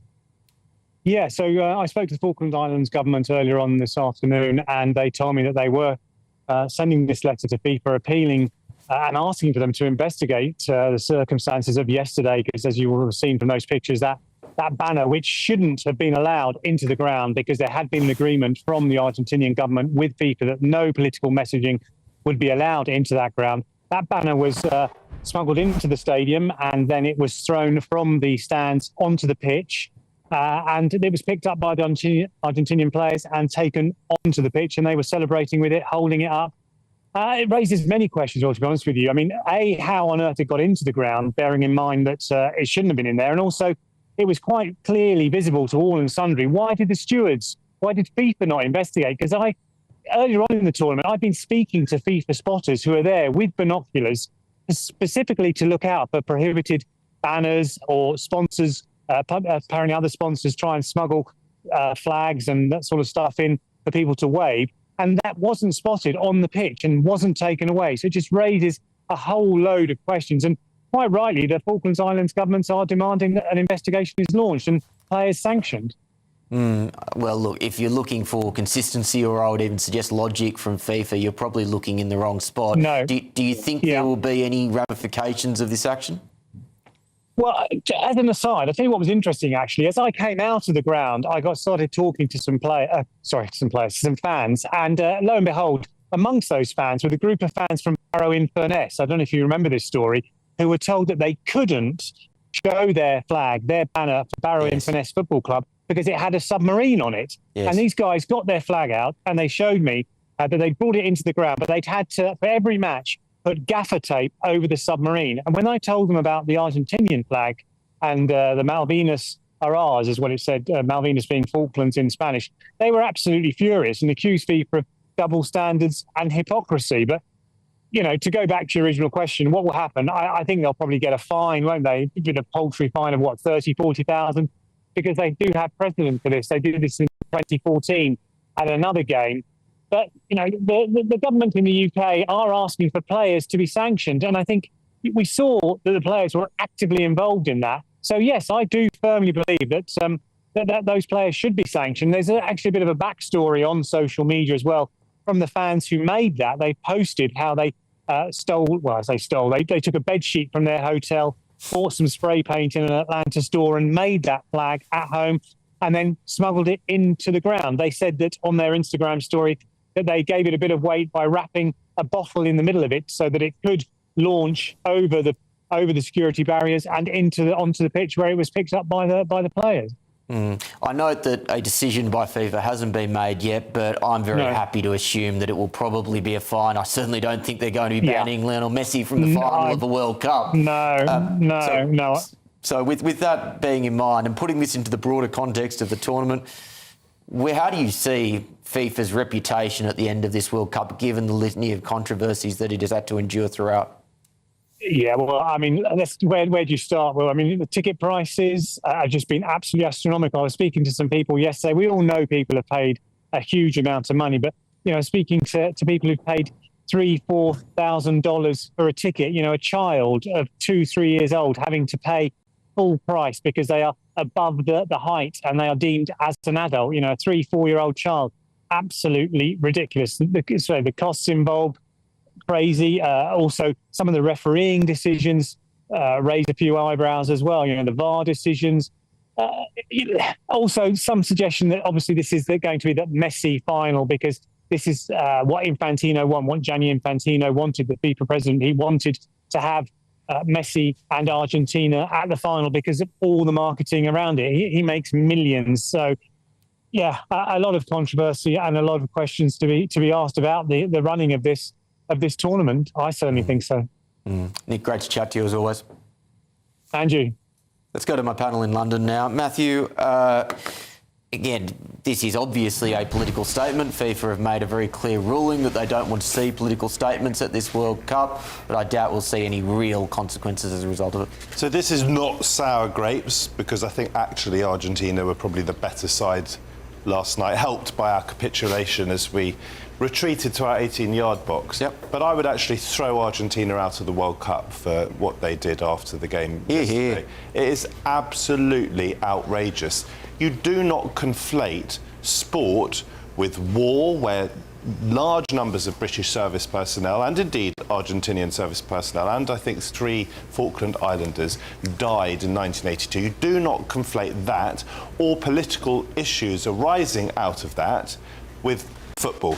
And if you do and you break the rules, then you should be punished. And actually, to his credit, the leader of the Liberal Democrats, Ed Davey, put up on social media a few hours ago the fact that in 2024, when Spain are also in the World Cup final, of course, when they won the European Championships, 2 of their players, Alvaro Morata and Rodri, were banned for a game as a consequence of singing that Gibraltar was Spanish as part of their celebrations. Now, clearly there is a massive incentive for FIFA not to ban the Argentinian players involved. But as I say, if there were consistency, then they should be banned. And what I would then do is throw a coin toss between France and England to join Spain in the final. Well, look, Michelle, it's not every day you get me on a immunity ticket with Matthew, but I agree. Throw these insufferable argies out of the tournament. Well, I think that there has to be consistency, as Matthew said, and the fact that FIFA seem to be slapdash with these rules and apply them differently per the different circumstances is just not fair. And when we saw Trump's intervention the other week, and then we saw a U-turn after that, I mean, this has all got to stop. It's got to be fair. And there were several warnings about political messages. Everybody knows that you can't be doing that. The players have done that very bashfully and stood there proudly with that banner. There's no doubt in anybody's mind that they intended that to be a strong political message. And at the end of the day, it's ridiculous because the 2013 referendum, only 3 people in the Falklands actually voted against the United Kingdom overseeing them in terms of sovereignty. So the whole debate is nonsense anyway. But they should have played by the rules, and I think we saw that throughout that game as well, didn't we? In terms of their approach to the match. I can't imagine those 3 people would have been popular at the weekly bingo night if they made their views known. TJ, what do you make of this?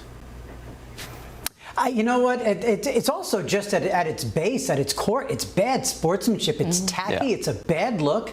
It's dancing on the grave. And as Matt said, bringing in politics, ugly politics about war, where lives have been spent. It's really, really sad. And I tell you, as an American, I'm not often speaking the language of FIFA, but I'm married to a girl from Liverpool. I have British in-laws, and I'm struck every once in a while by just how much of a dirty word FIFA is among some fans in some corners of the universe. You know, one of the great illusions that the World Cup, FIFA, and the popularity of football has created around the world is that we do have this global culture now where national interests, patriotism, fervent opinions about past wars are just erased because we all get together to play a football game together. That is just not the case. Global culture is still not a thing, though we play this game together. And these things are going to bubble up. You cannot avoid it. Politics will never be divorced from what goes on in the stands for sports fans, and it will never be divorced from what players do on the field, though you may try to control it. I saw at least 6 people in the audience dressed as crusaders, and that is its own kind of political speech if you're interested in taking back what you might call Istanbul from the Turks. I mean, that is its own kind of speech and its own kind of pride. You know what was one thing, though, what is interesting, too, is how FIFA has a clear lockdown of every single aspect of this tournament, from the sponsorships to the names of the stadiums. Here, they're all named stadiums. FIFA has its absolute lock grip on every aspect. There's going to be a bunch of people not terribly happy with this, also with this display, and that's going to be all those sponsors who are paying millions upon millions, upon hundreds of millions of pounds and dollars and euros to be a part of this. They're not going to dig that display. FIFA's going to be pretty ticked. Yeah, well, look, I just can't see how Infantino's position is tenable after this tournament for a range of reasons, and this is only the most recent one. Still ahead on The Late Show Live, ladies and gentlemen, Donald Trump is promising political dynamite tonight with explosive new claims about the 2020 election. Do not miss his speech, which is coming up live in just minutes. This is The Late Show Live, only on GBNews.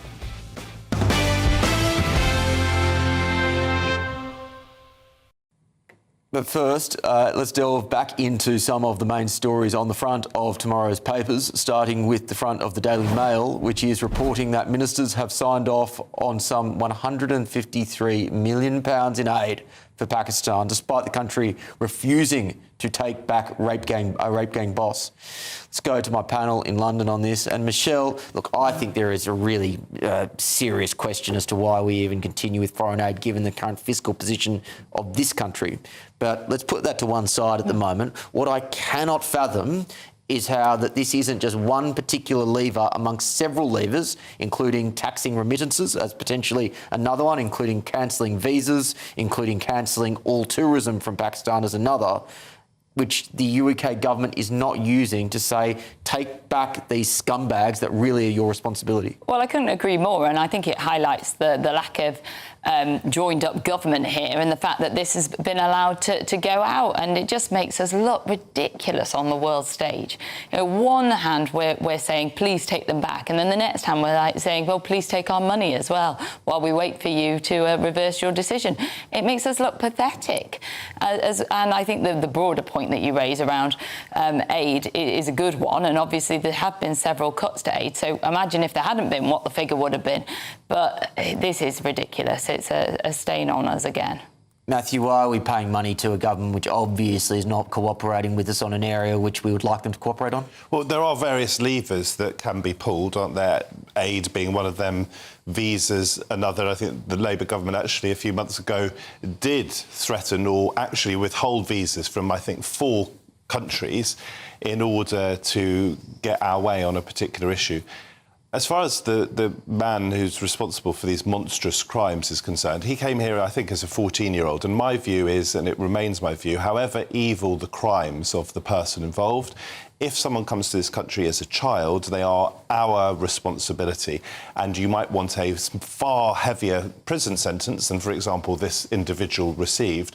But I think they become our responsibility as soon as they arrive here as a child. Just take it, for example, if a Brit went abroad and committed monstrous crimes, I don't think as a child, but they went abroad as a child, I don't think we would want them back in our country. But how do you, again, I can understand that as a principled argument, but how do you reconcile that with the practical reality that he is a monster that is going to be roaming the streets of this country again? Surely you have to basically take into account, albeit those principles, but say there's a greater need here for public safety. There are all sorts of people who are responsible for monstrous crimes, and the crimes that this individual committed were truly evil.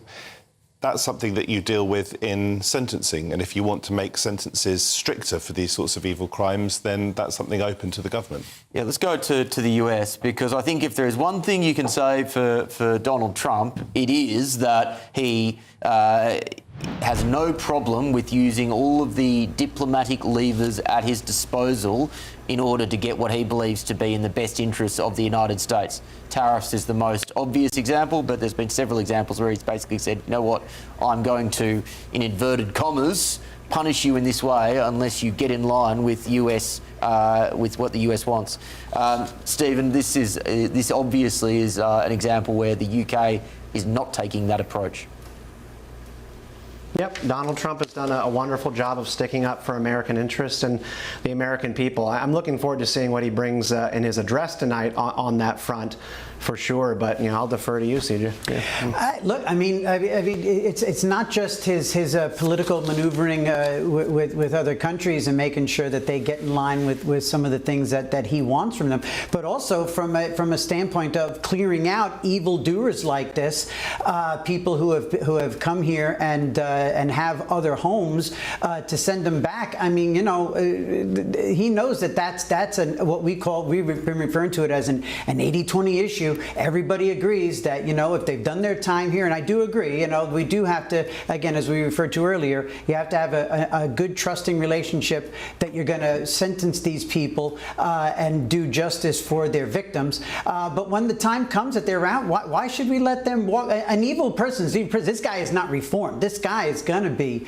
a monster for the rest of his natural life, which hopefully is not too terribly long. Maybe he finds a bus in an intersection. That wouldn't be terrible. Michelle, the reality is that this isn't just one man, in the sense that if we are to get justice for rape gang victims, there will be hundreds, if not thousands, of predominantly Pakistani Muslim men who have either committed atrocities or members of the wider diaspora I should say, who were aware of these crimes and sought to cover them up. So this isn't going away, and if we don't find some sort of a solution to make sure that Pakistan plays ball, then you're going to have these people in this country. Well, true. I mean, some of those obviously will be British nationals and born here. But in general, across the board, when we're looking at these types of issues, we have to be able to send people back to their home country, especially when they have committed these heinous crimes. And here the government is sitting on the very tools that they could be utilising to incentivise, encourage and force countries to actually take their own people back and to bear the cost. for those people. And we've already heard and discussed this evening about how our prisons are filled. So if we can get some of these people out of our country, I'm all in favour of it. And I just think it is ridiculous that at the same time the government is then giving our money away when they've not got that agreement in place. Yeah. Well, there's more coming up in the next hour, ladies and gentlemen. Sorry, we've got to go to a break, TJ. There's more coming up in the next hour, including this.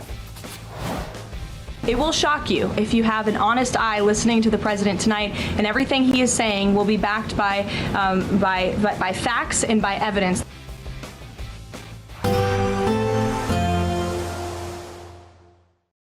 Today, clouds overhead, total zen within. Boxed Solar sponsors the weather on GB News. Morning, welcome to your latest weather update from the Met Office here on GB News. The next few days will bring more dry and sunny weather for the vast majority. It's going to turn a little cooler through the weekend. Only the small chance of seeing a shower here and there. Quite a grey start again over eastern England, parts of northern and eastern Scotland. 1 or 2 light showers in here as well. But for many, it's a sunny start to the day. We'll see a bit of cloud bubbling up, and there is the possibility of seeing 1 or 2 more showers, northwest England, perhaps later on into Wales and across the Midlands. But most places will stay dry. Not as warm as recent days, but we could still get up to 30 Celsius somewhere across the southwest. Cooler on these North Sea coasts, particularly if it does stay a little misty. The northerly breeze will continue to bring down a few shower clouds at times. The possibility again of 1 or 2 showers, but I wouldn't get too excited if you're after rain. Those showers are going to be very hit and miss and probably won't produce much rain at all. Most places are just going to stay dry and fine. Not as warm as recent evenings, but still sunny spells across much of Scotland and Northern Ireland. The far north of Scotland keeping quite a bit of cloud into this evening, and cooler conditions here, and the cooler weather will trickle south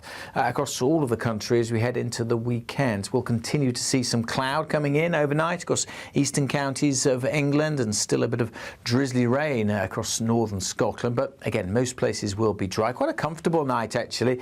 May stay up at 15 or 16 in the south, but for many, certainly in rural spots, will be down into single figures to start Saturday. We also start Saturday with quite a bit of sunshine, but overall a cloudier day, and the cloud bubbling up and pushing into northern England, later Wales and the Midlands could produce 1 or 2 showers, but again, most places won't see them, many places staying dry. Sunny skies continuing across southern parts of England and western Scotland. Still pretty warm in the south, but just not quite as warm as it has been. Goodbye. Today, clouds overhead, total zen within. Boxed Solar sponsors the weather on GB News. Britain deserves a newsroom that puts the facts and your voice first. Well, and that's what you get on GB News. Lively debates, lively conversation. And we're not afraid to hold power to account. And each other. So join me, Andrew Pearce. And me, Miriam Cates, for Britain's Newsroom, weekdays from 9:30 on GB News. Here at GB News, we made a promise to tell your stories. And on the 6th of August, we're marking 5 years of doing exactly that. Celebrate with us by having your say. Join in the debates live on TV and radio. And meeting your favourite presenters across the country, from Leeds to Aberdeen, from Belfast to Barry Island. Plus, join me in Essex for our biggest live show of the year. Scan the QR code or visit gbnews.com/celebrate. Terms and conditions apply. From the school run to the home run, watch a new show for all of Britain. He can say whatever he wants. A straight talking show where all voices are heard. And, you know, when are we going to stop talking about smashing the gangs and actually do it? With the stories that matter from every part of our country. There's a bit of a crash landing there for your Chancellor. Bold, fearless and standing up for you. That's me, Martin Dordme, 3 p.m. till 6 p.m, weekdays, here only on GB News. The People's Channel, Britain's news channel. From court mornings to warm family brunches. From football to tennis in the car. In the kitchen. GB News Breakfast is there. With the stories you need and the conversations that matter. Anyway, let's talk business. Well, it has been a historic night in British politics. It's astonishing, isn't it? We're here again to start your day just right. GB News Breakfast. Every morning from 6 a.m. Only on GB News. Britain's news channel. Westminster's full of talk, but out here, It's the real world. Am I allowed to talk now? No, that's it. This is where it matters. Real people and real lives. That's what politics is all about. The fact is Trump made a good start. No. Straight answers, no spin, and just a couple of pints. How many fingers have I got up? About 10. So join me for Lee Anderson's Real World every Friday at 7 p.m. only on GB News. The People's Channel, Britain's news channel. Some people enjoy lazy Sunday mornings, but not me. What's the truth of the matter? So that's a very live question. Would you support him if he waters down these plans? Before the spin sets in, I'll be getting to the truth. This is personal. No soft questions, no easy answers. It's one thing if the state has rules in this country. It's another thing whether the police and others actually police them. Setting the agenda and holding those in power to account. You can't really blame her if the system is set up this way. You will not want to miss it, trust me. The Camilla Tominey Show, Sundays from 9:30, only on GB News.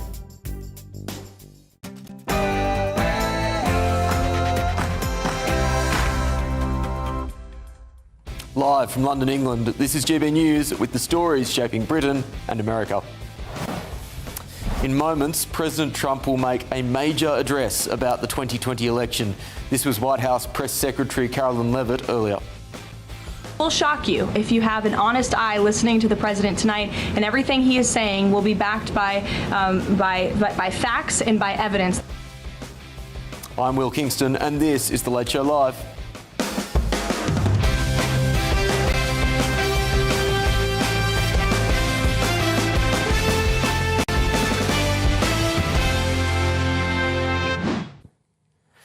Welcome back to The Late Show Live for a third and final hour on what may well be a historic night as we wait for the President to make a national address. I'm joined once again in London by political commentator Matthew Stadlin and former Conservative Minister Michelle Donnellan. In Washington DC, we have political commentator Stephen Kent and Republican strategist TJ McCormick.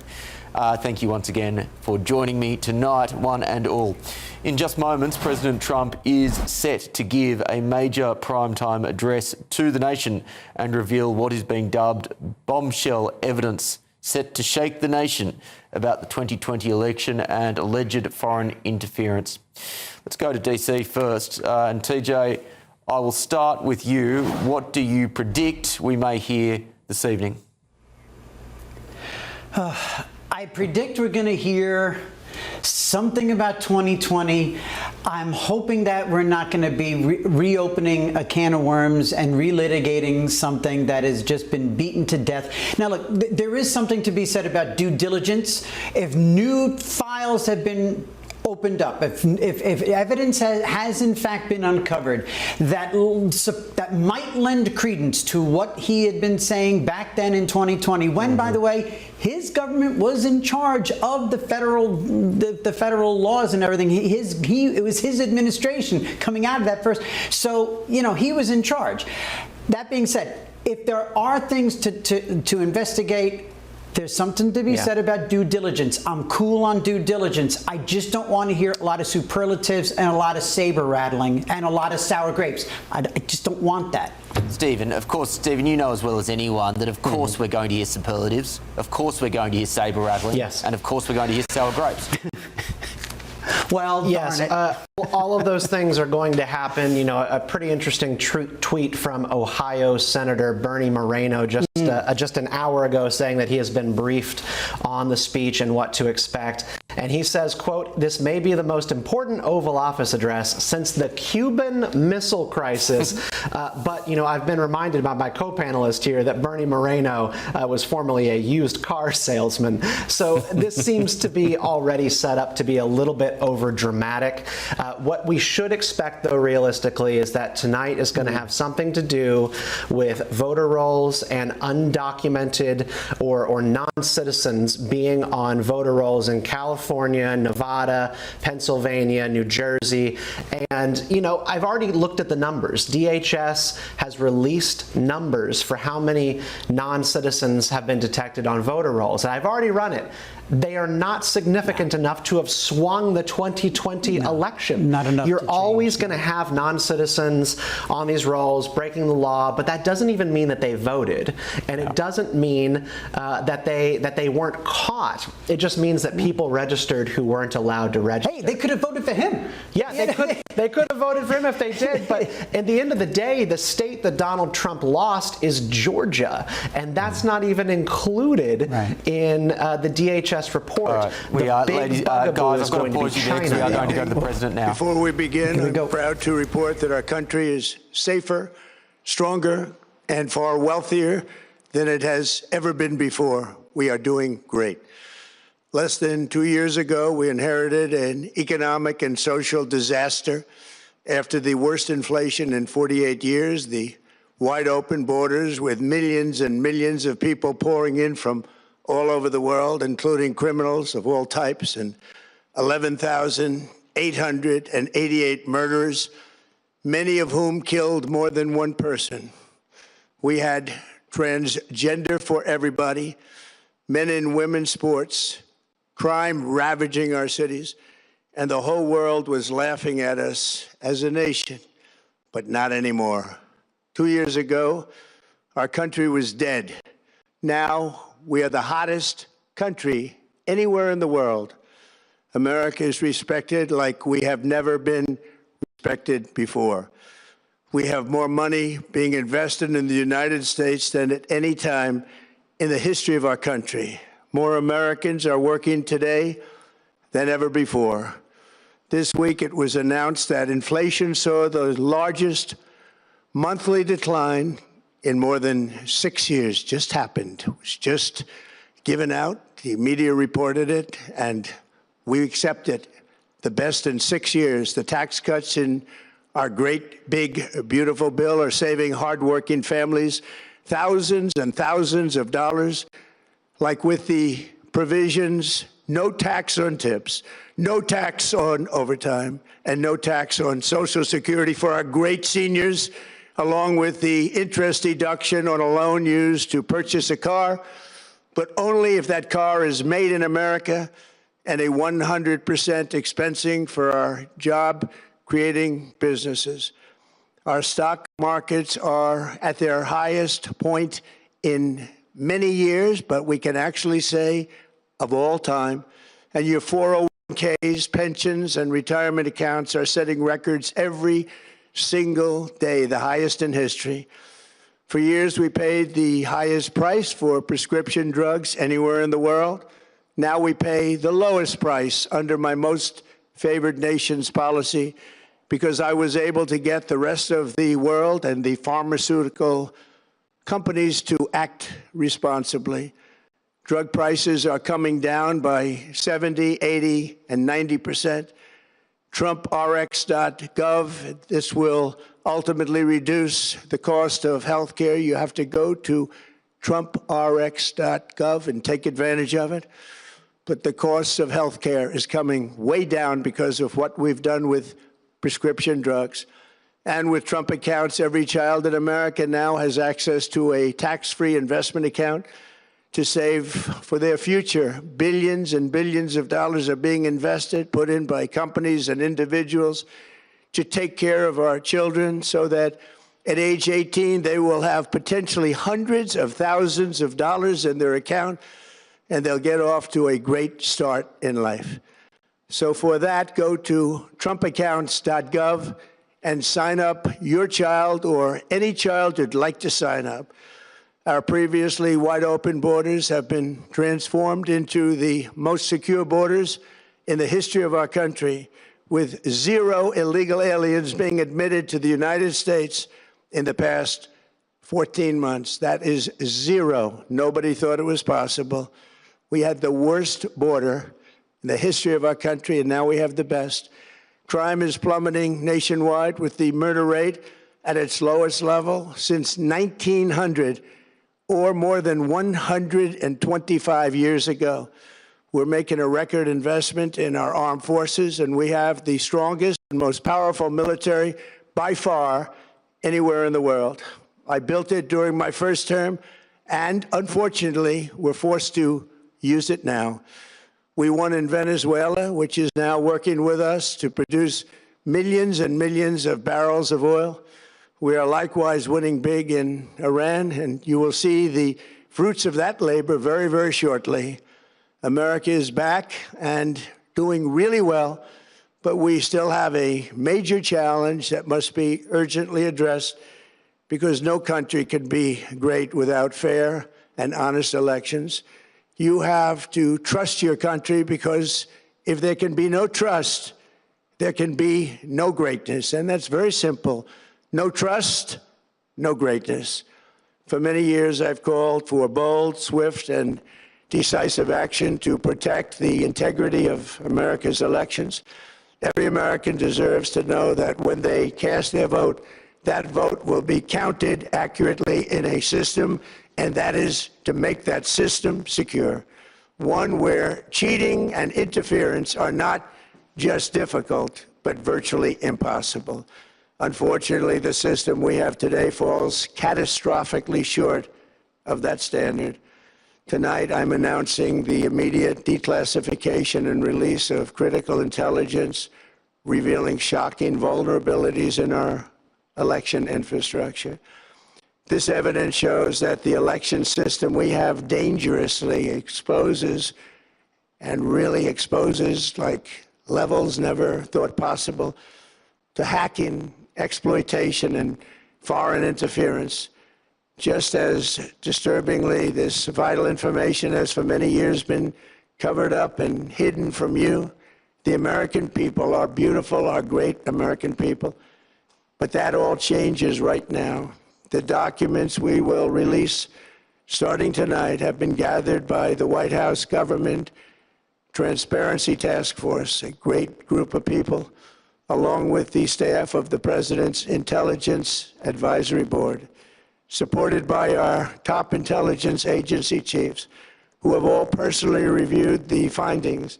We are presenting this evening and fully confirmed their authenticity. You can see these documents for yourself at whitehouse.gov. That's whitehouse.gov. Go check it out. Our purpose in disclosing this information is not to weaken confidence in election, but to earn that confidence by confronting vulnerabilities and correcting them very, very quickly. And that's what we're doing. The documents cover 5 major areas of concern. First, they show that over a period of years, starting during the 2020 election cycle, the People's Republic of China carried out what is believed to be the largest compromise of election data in history, resulting in China's illicit acquisition of 220 million U.S. voter files. That information includes names, addresses, phone numbers, political party preferences, and other sensitive data that would be needed to register to vote and engage in other activities, which is exactly what was happening. This data loss presents an unprecedented election security nightmare. The intelligence even shows that China assigned a data exploitation unit specifically to this new project. Compounding the travesty, the second set of documents we are releasing reveals that members of the deep state, very, very famous group of people, in many cases, in our intelligence agency work to actively suppress and downplay information about the extent of China's sinister election meddling, covering it up from both the president and the American people like nobody thought was possible. U.S. spy agencies began learning about the compromise of voter registration files in 2020 when they discovered that tens of millions of voter data, think of that, tens of millions of voters' data in 18 states have been bought, stolen, or hacked by China. Yet those responsible for sounding the alarm instead kept the information secret and hidden. They did not disclose to me as president or to anyone else, and to the best of our knowledge, they did not inform Congress. In fact, all they kept saying is, this is the most secure election in the history of our country. A standard, very pat line that was divvied out to say. The cover-up of this colossal security breach is even more disturbing in light of the additional information showing that China engaged in other election-related activities to undermine my first administration and our 2020 campaign. They did not want, and they just didn't want it. They fought like hell not to have it, Donald Trump, to win, and for good reason. As the documents we are releasing show, CIA reporting explicitly stated, and I quote, in mid-2018, the Chinese Communist Party's policy was to leverage all domestic and foreign elements that were opposed to the U.S. president in an effort to reduce the U.S. president's votes and make him resign or prevent his re-election. Isn't that nice? Also, in mid-2018, China was working to influence the results of the U.S. midterm elections and later the results of the 2020 presidential election itself.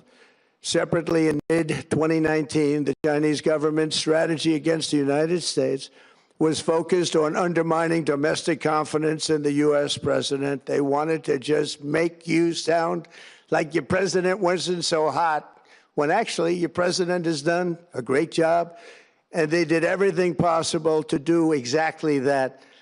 Going on, this document says, and this is by the CIA, the strategy included efforts to use Chinese contacts with big U.S. companies to influence U.S. business leaders to turn against the President of the United States of America.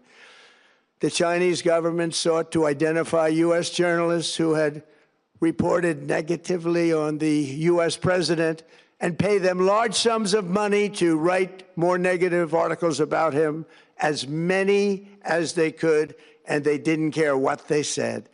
The Chinese government wanted U.S. president to lose the next election, and the reason they wanted me to lose is because they knew I was wise to them, charged them billions and billions of dollars worth of tariffs, and built the strongest military anywhere in the world. We have the strongest military anywhere in the world. These are exact quotes from the CIA reporting. The name of the person doing the quote is now under review, but it gets even worse. Raw intelligence obtained by the FBI in 2020, yet buried by rogue bureaucrats, stated that China's activities even included an attempt to manufacture illegal ballots for Joe Biden. Documents show that during this period, dozens of significant CIA and NSA reports about China's election targeting were kept out of the presidential briefing. These were briefings I would get almost every day. Everything was kept out that was of importance. One email among intelligence analysts admitted that they had, quote, deliberately massaged the presidential daily briefing to withhold information regarding Chinese activities related to the election. Another official inside the FBI wrote that she was running, quote, a shadow government, unquote, to keep intelligence about China's election meddling from becoming known and to keep it away from the honorable press.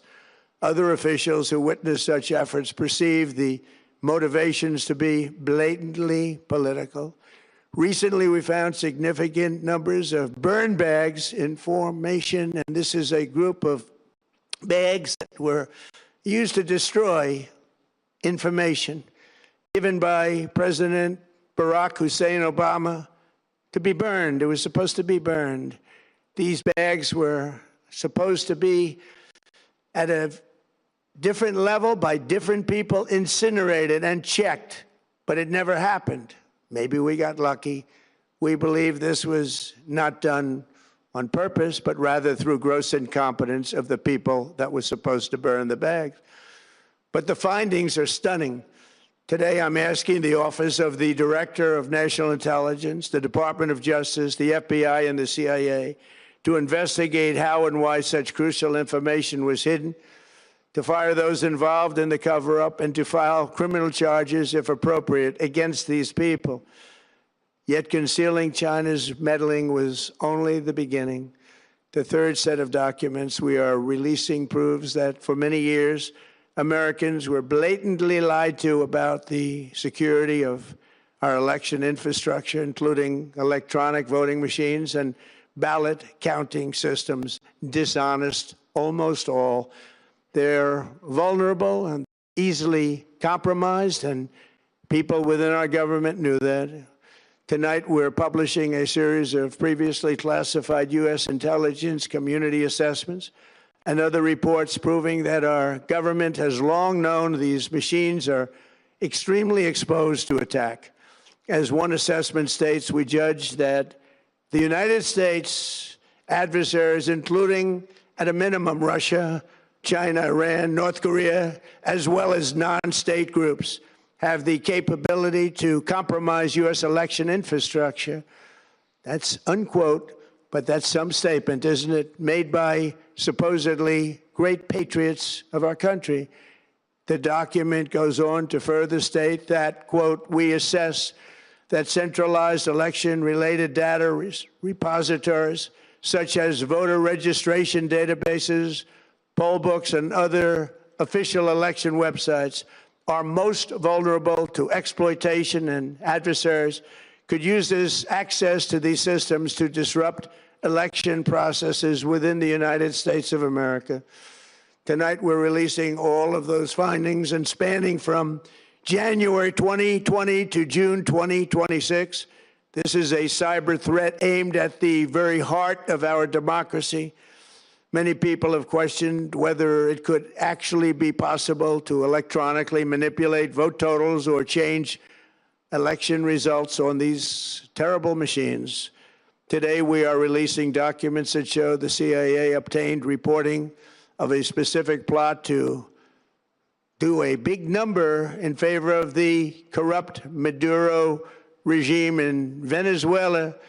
And that's exactly what happened, conspiring to digitally rig their own country's elections in 2020, and that's what they did. This reporting included precise details about methods to regime develop to digitally alter vote totals in ways that could not be detected even with an audit, no matter how deep they went. This intelligence underscores why we must take urgent action to ensure that our own system can never, ever be hacked or compromised like it was in the past.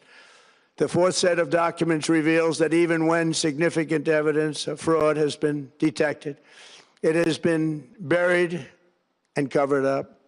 Among the disclosures tonight are FBI files detailing evidence of alleged fraud by a large-scale voter registration operation in Michigan. In 2020, Michigan State Police raided a Democrat Get Out the Vote organization, corrupt group in Muskegon. And we're so concerned by what they found. They were just so concerned, they couldn't believe it, actually, that they contacted the FBI in Detroit. The documents state that some canvassers admitted to FBI agents that they signed voter registration forms in other people's names, submitted fraudulent registration for people who did not exist, and received gift cards tied to their number of applications that they produced. In other words, it was pay, play, and cheat. The FBI agents working on the case believe that crimes were committed, yet the Biden Department of Justice slow-walked the investigation and killed it. Tonight, I'm asking the FBI director to ensure that the matter is fully investigated and to work with the Department of Justice to prosecute those responsible for any crimes. Finally, to reveal just how vulnerable our elections continue to be, we are releasing the results of a stunning investigation by the Department of Homeland Security. According to the DHS review, state voter rolls and public records, they identified approximately 278,000 non-citizens who are registered to vote in federal elections. Since Democrat states refuse to share their voter files, the real number is actually much higher than that. Yet, even this limited analysis found more than 250,000 foreigners illegally registered to vote. Put together, these disclosures reveal an election system so broken and so vulnerable that no one can possibly defend it. It is not defensible. Hundreds of millions of U.S. voter files are in the hands of foreign governments. Our machines and ballot counting systems are exposed to hacking and manipulation and corruption. China and other countries have been trying to meddle in our elections. Evidence of fraud has been buried. Hundreds of thousands of non-citizens and dead people are listed and active on the voter rolls, and yet we still have elections with no voter ID, no proof of citizenship, and tens of millions of ballots floating aimlessly through the mail. As one example of the insanity, California's recent election for mayor of LA and governor was held on June 2nd, a long time ago, but it was just completed a few days ago on July 10th. Think of that, much more than 1 month. Took a month to count the votes. I wonder what they were doing. This is worse than any third world country. There's no third world country that has elections like we have. In a rare move, NBC and ABC Fake News have both said that they would not cover this speech. They knew what it was about because of the fact that they don't like the topic, because they know how corrupt our system is and they don't want to reveal it. They and others in the media are part of a plot. They want to continue this fraud for whatever reason. They want to keep it going. They want to protect the radical left. They can't have a great country, and that's true. You can't have a great country without free and fair elections. Fraud like this should mean a revocation of their licenses. They use our public multi-billion-dollar in value airways for absolutely no money. They pay nothing. All we want is honesty in our elections and honesty in reporting. They pay nothing for multi-billion-dollar assets. Great damage has been done to our country. Our elections were left vulnerable to being rigged and stolen, and the trust of the American people was lost. This cannot be allowed to continue. Every American, whether you're a Republican, Democrat, Independent, or otherwise, should be able to agree that we deserve the most secure, honest, and fair election system anywhere in the world. Secure elections should be a partisan, really, we should be together, Democrats, Republicans, Independents, everybody, and it should not be a partisan issue. It should cause to unite us, not to divide us. This should be a cause. We should be united, not divided. In light of the brand new and irrefutable information I have revealed tonight, my administration is in the process of notifying the states whose election data was compromised by the People's Republic of China and many others. We will be working closely to mitigate any harm, and we're taking swift action to ensure that sensitive voter data is better protected so we can never be bought, we can never be hacked, and we can never watch a stolen election again. Tomorrow, the Secretary of Homeland Security will hold a briefing to outline his department's recent work confirming cyber vulnerabilities in our electronic voting systems. They are bad. We're in the process of informing governors, senators, and members of Congress of potential issues in their states. If you look at voting today, it's in such bad shape in so many states, and we are committing to fix it. And we're also committing to be working with those states and local jurisdictions to help them fix and patch known technical vulnerabilities before the midterm elections. We have very important elections coming up. We want those elections to be honest. I've also ordered DHS to notify every state about non-citizens on their voter rolls and direct them to remove all ineligible voters from the lists immediately. But most importantly, addressing this crisis of election security demands that Congress must pass the Save America Act. How easy is that to do unless you want to cheat? The only reason you wouldn't do it is you want to cheat because your policies are so bad and your candidates are so pathetic that you can't get away or can't get elected any other way. This landmark bill requires that all voters must show photo voter ID. How simple is that? Could I have your photo, please? Photo voter ID. All voters must provide proof of citizenship. Are you a citizen of our country, please? And hopefully there will be no corrupt mail-in ballots, which if you watched California and so many other places, mail-in ballots are inherently corrupt. So you would have no mail-in ballots except for illness, disability, military deployment, or travel if you're going away on business or vacation. These reforms are urgently needed to stop the vulnerabilities that I've mentioned. To all Americans, I ask you to pick up your phone tomorrow, call your representatives in the House and Senate, and demand that they pass the Save America Act without delay. Together, we will restore faith and confidence in our country, and we will be bigger, better, and stronger than ever before. Thank you. God bless you. God bless our great military. And God bless America. Thank you very much.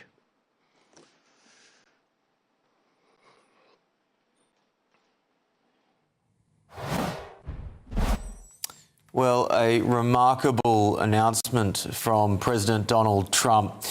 Let me remind you of what we've just heard, and I think what we have heard goes beyond perhaps the predictions for the substance of that speech from many pundits in the lead-up. He started, perhaps predictably, by going through a list of achievements of his administration. He then pivoted to saying the line, "There can be no trust. If there is no trust, there is no greatness." And with that in mind, he announced that he would be declassifying intelligence on election infrastructure in the country. And to that point, he basically put forward 5 particular arguments or 5 particular papers that elucidated that particular point.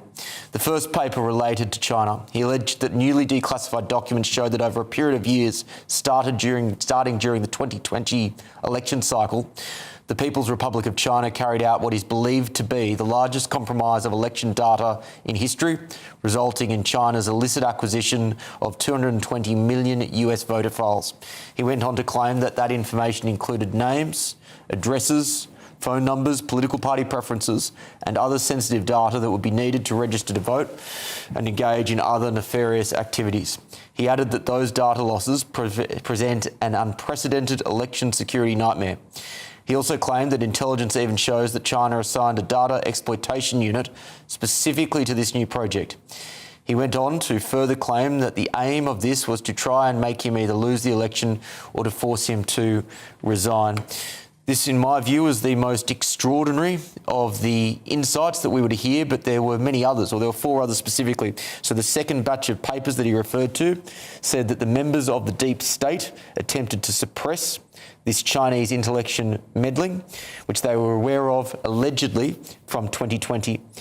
The third tranche of papers claims that Americans were lied to about the security of American election infrastructure, and that includes both voting machines and counting machines. And again, he alleges that the government or the machinery of government had known that these machines were exposed to attack, again, from as early as 2020. The fourth tranche of papers, he said that even when significant evidence of election fraud had been detected, it was buried and covered up. And he pointed to an investigation of Michigan voter registration as evidence of that. And the fifth tranche of papers is in reference to a Department of Homeland Security investigation, which points to at least 278,000 non-citizens registered to vote in federal elections. And he noted that Democrat states refused to cooperate in this, so the number is likely to be much higher. He went on to note, after going through those 5 pillars, that the ABC and NBC are not covering the speech, and he took aim at elements of the mainstream media who he alleged were keen to continue what he perceives to be this cover-up. He said that the administration is now taking aims to improve data security when it comes to election data, and he asked or pleaded for Congress to pass the Save America Act, which would require voter ID and proof of citizenship to vote in federal elections. Well, this is, before we go to the panel, let's go to a snippet from that speech. First, they show that over a period of years, starting during the 2020 election cycle, the People's Republic of China carried out what is believed to be the largest compromise of election data in history, resulting in China's illicit acquisition of 220 million U.S. voter files. That information includes names, addresses, phone numbers, political party preferences, and other sensitive data that would be needed to register to vote and engage in other nefarious activities, which is exactly what was happening. This data loss presents an unprecedented election security nightmare. Well, an extraordinary announcement from President Donald Trump. I want to go to my panel in Washington, D.C. for their instinctive reactions. TJ, what do you make of it? Well, you know, it was, I don't want to say it was a tale of two speeches. Well, first of all, yes, that was a clinic in superlatives and saber rattling, a clinic. So, you know, that came through. Look, I don't want to say a tale of two speeches, but it was almost like there was the fluff and the superlatives, and buried in there were some nuggets of real, true, actionable information that the people really do need to know. And there are definitely some bad actors that didn't fully do their job in terms of sharing information with the administration, people in the CIA, the FBI, and the other government agencies along the way. Based on the sheer, volume of information that was stolen, that's pretty profound. The vast number of people whose voter registration information was compromised. Now, it sounded to me like a big credit card breach. I mean, because voter registration information is personal information. Stephen's going to has a really good point to make on that. And yet at the same time, I didn't hear one dot connected between the data breach and creating, culling, pulling out of thin air enough votes to swing an election. You notice he didn't say anything about the state of Georgia, which is largely what cost him the 2020 election. This was extraordinary speech. It was extraordinarily vacuous. There was really not a lot here. And I am someone who would like to see the SAVE Act passed. I'm not offended by the idea of the SAVE Act. Right. I think our voter ID laws are ridiculous in a state-by-state fashion. But that is currently the law of the land of the United States, that the U.S. states manage their own elections. And the amount of fraudulent enrollments that he is citing in the DHS report, like one example of that is in Pennsylvania, 14,576 non-citizens enrolled. Well, he lost that state by 80,000 votes on the popular vote. And it's even worse for California. All of these reports show no actual impact on the outcome of states swinging in either of these elections. I'm really stunned by this speech. There was nothing here except a revelation that China, like other states in the world, such as Iran and North Korea and Russia, they like to mess with us. They are messing with us. They are constantly trying to get us at each other's throats, distrust our own government, doubt our own elections. And we can't have a great country, Stephen, like you said, if we don't have trust in our own system. Can I interject there? Because everyone knows that nefarious foreign actors look to interfere with Western elections. At the same time, if this is to be believed, that there is literally 220 million voter files with personal data that has got its hands into the Chinese government, that is, like you said, that this is a vacuous announcement. That's an extraordinary announcement that would go beyond what I understand to be any previous election interference. Well, election data breach, I should say. The question we should be asking is, what are they actually doing with that information? That's huge. There is nothing here that they tangibly have explained that it will impact future elections or past elections. So I do want to know, what is China up to with the data that they are collecting on Americans, our political preferences, our names and addresses? But I'm sorry, this is coming from a president who allowed TikTok to continue operating in the United States for almost 2 years into his tenure, when Congress passed a law and Joe Biden signed it banning TikTok if they would not divest from ByteDance. Now, that did finally happen, but ByteDance still owns 20% of TikTok in the United States to propagandize Americans and get them radicalized in far left information circles. And he's done nothing about it. He treats them like a friend because one of their donors supported his campaign. Yeah, on that point, I agree with you. And as I think through this more, what he's effectively done is he's conflated two issues. Now, on the issue of Chinese election interference, this to me seems to be a very, very real threat. I think, again, if you have 220 million US voter files, which has sensitive personal information that the Chinese Communist Party can now manipulate for their own purposes, this could potentially be one of the most significant data breaches in modern American history. Yes. At the same time, and I think that is the biggest story here. We talked about those 5 collections of documents. The documents 3, 4, 5, which went to basically voting and counting machines. The fraud, election fraud being covered up by the deep state, and then non-citizens being registered. That also goes to election integrity, but it's a separate issue to foreign interference. I think this would have been a more credible speech if he just focused on the China issue and then dealt with the other stuff at a later time. TJ. Yeah, absolutely. And because again, the China breach is so massive, and China has a physical footprint here, just like they now have in London with their new embassy and whatever's going to be happening down in the basements. Here, they've been buying up acres and thousands, hundreds of millions of acres of farmland and agricultural areas, all just happening to abut. Must be for fun. Military installations. So this threat is very, very real. But yes, when we talk about those machines, we heard that machines are vulnerable. Of course they're vulnerable, but did they get to them? Did they change them? No, there was no there when it comes to that.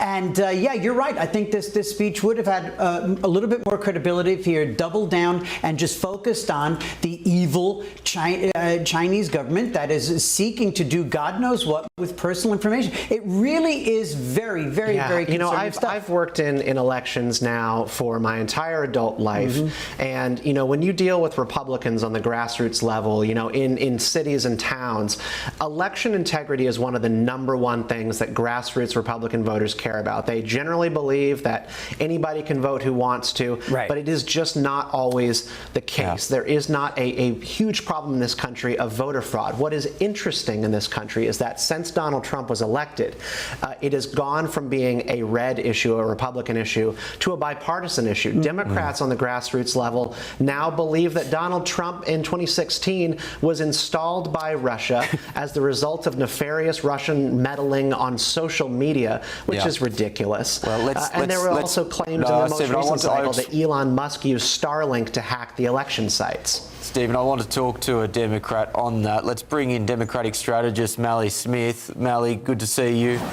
What did you make of that speech? Well, if I was not a paid commentator for this network, I would not have watched this speech because it is not newsworthy. President Trump is rehashing his old grievances that he lost the 2020 election, and that is something he simply cannot come to terms with. We are a long time past 2020. President Trump needs to get over it. And the reason we are here is because President Trump also foresees that he is going to lose the midterms. And this is a concerted effort by the Trump administration, not just this speech, but everything they are doing to sow distrust in these upcoming elections, from attacking voter registration groups in Ohio to threatening to purge voter rolls to saying they're going to send ICE and military to the polls. all to scare voters. And the reason they want to scare voters is because they themselves are afraid of the American voter, because they know they're going to be held accountable for their corrupt billionaire first economy and the fact that President Trump has enriched himself to $2.2 billion. So, Mally, let's pause there, because we can get to that later in terms of what are the motivations for this speech and why has it come at this time. And I think that they are legitimate questions, but I do want to get to the substance. And the reason why I think there is a layer of nuance here is, again, you had effectively two categories of information.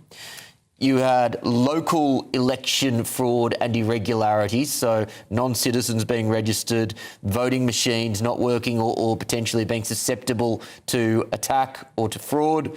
But then you also, in addition to local election fraud and irregularity, you had the foreign influence point, and we weren't aware of that massive data breach. And again, if it is as alleged, that would, at least, to my relatively uneducated ear, be one of the most significant data breaches in modern American history. That component is surely newsworthy. It is surely something which needs to be addressed. It's surely a major concern.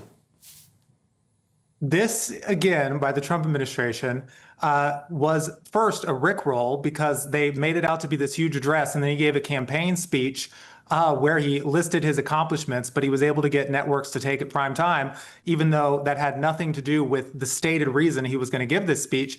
And then on all of these claims, they'll release this information and we can look at it, but it needs to be put into the context of what the Trump administration is doing here. They continue to sow doubt in our elections because President Trump is a sore loser and he cannot accept any election he has ever lost.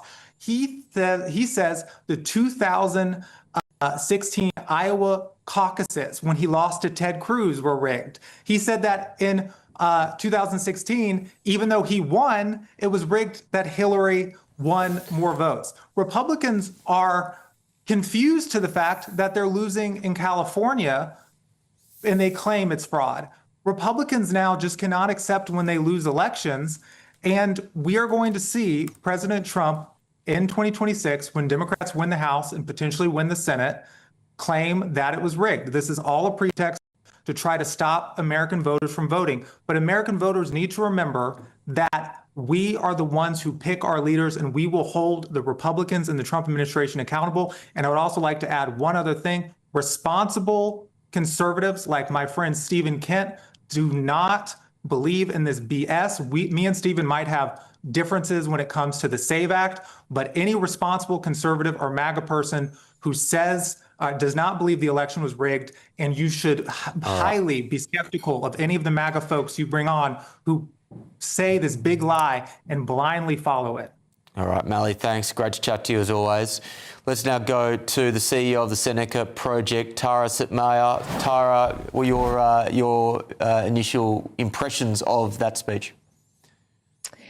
Well, I was prepared for it to be a series of recycled lies. I mean, we're relitigating something from 5 and 6 years ago. It's clear that Donald Trump can't let this go. I mean, the reporting has been pretty consistent that he's been absolutely obsessed with the fact that he lost the election in a free and fair election. It has been litigated numerous times, 60 plus court cases. They lost, except for one with an administrative, it was a small administrative thing.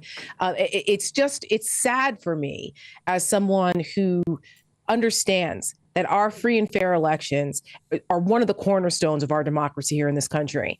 And what Donald Trump has done since he came down that golden escalator, he's done nothing but try to undermine our democratic norms and institutions, including our voting process. I looked at this speech and I saw a desperate man who looks unwell to me. He doesn't look like he's in great shape. His voice was hoarse. He was struggling to read through this. This was not exactly, clearly not a speech worthy of prime time. And I'm glad that there were several networks here in the U.S. that refused to cover it. Can I interject there? And I'm sorry to interrupt you, but again, there are some things there that we were aware of. We were aware that there are many, many non-citizens who are enrolled to vote, for example. We were aware of the limitations of counting machines and voting machines. We were aware of, I would argue, all of the domestic areas where there is potential for election fraud. Now, you can argue as to how severe those threats are, but my argument would be that first element around what could be one of the more serious electoral data breaches in American history was something that we weren't aware of, and that is worthy of considerable analysis, discussion, scrutiny and debate. I would challenge you that there is significant evidence of foreign voting in the United States or significant fraud. There's nothing to indicate that. Donald Trump has tried to exaggerate this problem, and even the Heritage Foundation, which is one of the most respected conservative think tanks, has found 0.000027% of voter fraud of people who are not American citizens. That's not what I'm referring to specifically. What I'm referring to specifically was the first element out of those 5 elements that he referred to, which is Chinese Communist Party now having 220 million US voter files, which contain personal data. Yes, but that's old news. Okay, that is old news. We knew this. The intelligence community has known that China has been hacking into our systems for years. And a lot of the documents, while I was waiting to come on air, I was looking over some of the documents here that they released. And a lot of these came from 2020 under Trump's administration the first time. These things are recycled. We're well aware of what China's tried to do. The idea that they have 220 million voter information of 220 million people. Where's the evidence of that? That we don't know. Just because Trump says it doesn't mean it's true. So sure. He's a liar. I mean, he lies about everything. So I would like to see that. They're trying to gin this up. Again, like I said, you can go and look at these documents. This is still fresh information right now for most people. But those of us who have followed these things and know where to look and know what to read, this is recycled information that Trump is trying to use as a predicate to interfere in the midterms this year. He was very clear, if you notice, he was very specific not to mention any specific voting machine companies because he knows that some, the Fox News and others have been sued and won for defamation by making false accusations against voting machines. We have paper ballots in this country. So he's ginning up things, old conspiracy theories that do not have any proof to try to get us to think about, oh my goodness, there's something new here. Like you just said, there is virtually no evidence of that. And what China has been doing over the years isn't news. They've been trying to hack into our stuff for a very long time, but there's no evidence whatsoever that any votes were changed or that anything like that technically actually happened in 2020. He's still lost. Tara, thank you very much for your time. Appreciate it. If you're just joining The Late Show Live, President Trump has just delivered a major address to the nation. He alleges that newly declassified documents show that over a period of years starting during the 2020 election cycle, the People's Republic of China carried out what is believed to be the largest compromise of election data in history, resulting in China's illicit acquisition of 220 million US voter files. He went on to further claim that the aim of this was to try and make him either lose the election or force him to resign. Here's a snippet of that speech.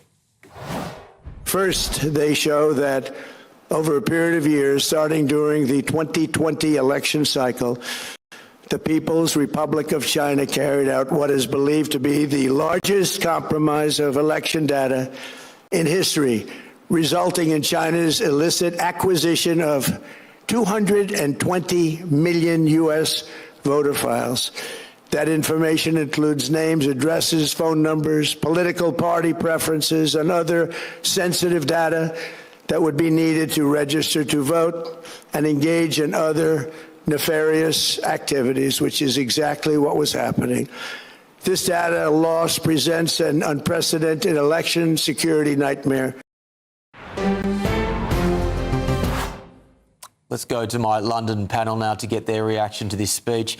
Michelle, this is a difficult speech, I think, to analyse because in one respect you've heard all of the Donald Trump greatest hits, that the election was rigged. You've heard about things that we were already aware of, like the registration of non-citizens on voting rolls, like the susceptibility of counting and voting machines, like other concerns around domestic fraud within American electoral politics.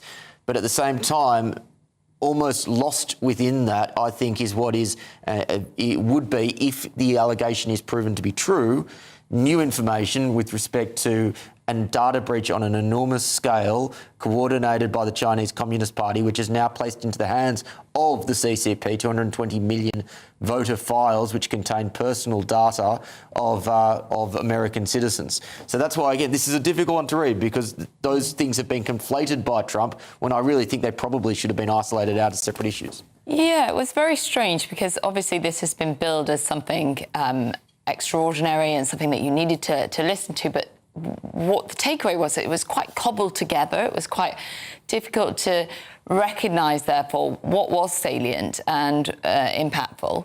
And as you said earlier, we always knew about foreign interference. But if there has been this data breach on this scale, that is a sizable allegation and a sizable event to have happened. Therefore, obviously, we need to read the documents that this is alluding to, and to better understand exactly what has happened. But I did think that the way he delivered it in that cobbled together format didn't help in terms of the impact that he wanted to achieve. And it did sound a little bit like the sour grapes again, and the rehashing old wounds, and bringing it up again, and not surfacing that new information. So I don't think he's done himself any favours in terms of the delivery this evening. Matthew? Donald Trump is the single person who's done the most, by far, of anyone in the world, anyone on the planet, to damage trust in American democracy. He began the big lie that the 2020 election was stolen from him in 2020. Every single one on the left and the right of your American contributors this morning has rubbished this latest Donald Trump speech. And I would say, just think of this. He wants to convince you that the election that he lost was stolen from him, even though he'd been president for the prior 4 years, but that somehow he managed not only to win the election in 2016, but to win the election convincingly in 2024, when he had not been in power for 4 years. It had been Joe Biden. Do not believe a word of it. Well, to that point, we will need to actually read these documents in order to ascertain exactly what we can and can't believe. I want to get a final thought from DC. Stephen, what do you think, I think Homeland Security is going to be making a briefing tomorrow. Yeah. Obviously now the media and pundits will be trawling through these documents. How do you see this playing out? Well, before the speech began, I mentioned Bernie Moreno of Ohio saying that this address was going to be at the level of the Cuban Missile Crisis address to the nation. We have seen now that it is not. When you say do your own research, which is basically what this was, go online to our website and scroll through documents. This is worse than the UFO file dump. Nobody is going to do that. The citizens of America are not going to go to this website and read FBI and CIA documents about the elections. This amounts to nothing, and it's actually deeply disappointing, because the op that is being played here on America is distrust in our elections. Our election system is messy, it is chaotic, it is imperfect. I have problems with it, but the op of our enemies around the world is to make us distrust our own system and root for its destruction, and he has done nothing here but move the ball further in that direction. TJ? Yeah, I don't disagree really with much of anything that's been said up till now on both sides of the Atlantic here. I'm a Trump supporter. I didn't vote for him the first time. I voted for him the second time. But I like to think that I'm somewhat intellectually honest. I call balls and strikes. And this was, for the most part, a lot of not too much. The big takeaway for me, as it is clearly for you, Will, is 2/3 of the American population had massive amounts of their personal data compromised. And the other nugget in there is that at the time, his security agencies, his intelligence agencies were not forthcoming. That's what he says. If that's true, that is very problematic. That is not okay. And that's kind of deep state-ish. So the conspiracy theorists are going to be cracking their knuckles waiting to get in there. If that's true, that's pretty darn big too. And this is the thing which is, I think, which is so characteristic of speech that we hear from Donald Trump, is there are parts of this where directionally this is incredibly important, and it does sound like worthy of analysis and action being taken, and that is the China interference. You know, guests have said that we've known about foreign interference. Of course we have, but we haven't, if this is true, known about it on that scale and to the extent that there is this level of personal data that is being hacked now and in the hands of foreign interference. But I think we may have lost that with some of the subsequent comments. That's all from us tonight, ladies and gentlemen. We'll be covering this more on The Breakfast Show. Thank you for being with us on The Late Show Live.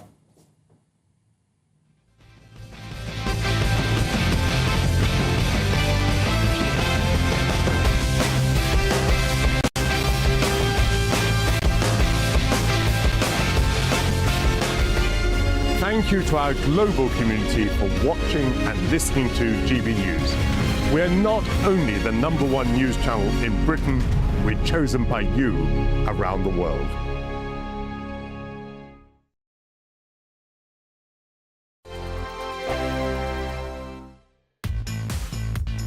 Five hosts, 5 opinions, 5 fearless debates, 5 unfiltered takes on the day's news. 5 reasons not to be anywhere else on Saturday night.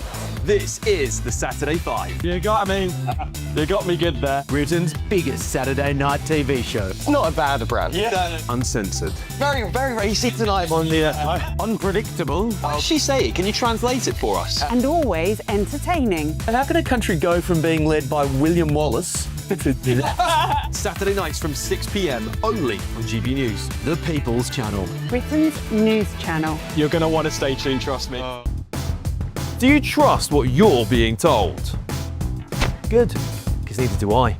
Those are just facts. I'm Alex Armstrong, and on my show, we'll expose the spin. Well, I want to answer that because you didn't let me last time, because you always speak over me. The broken promises. To deny that is denying the truth. And the hypocrisy. Needs to stop. We can allow. Politics, policy, parliament.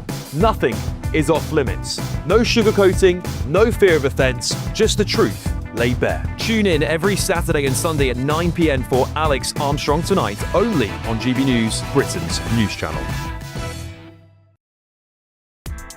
Join me, Nana Akweer, for an informative, interactive news programme with a difference. It's fun. No, he didn't say that, though. I'm so surprised. I think there's an element of truth to that. Join me from 3 p.m. every weekend, only on GB News, Britain's news channel.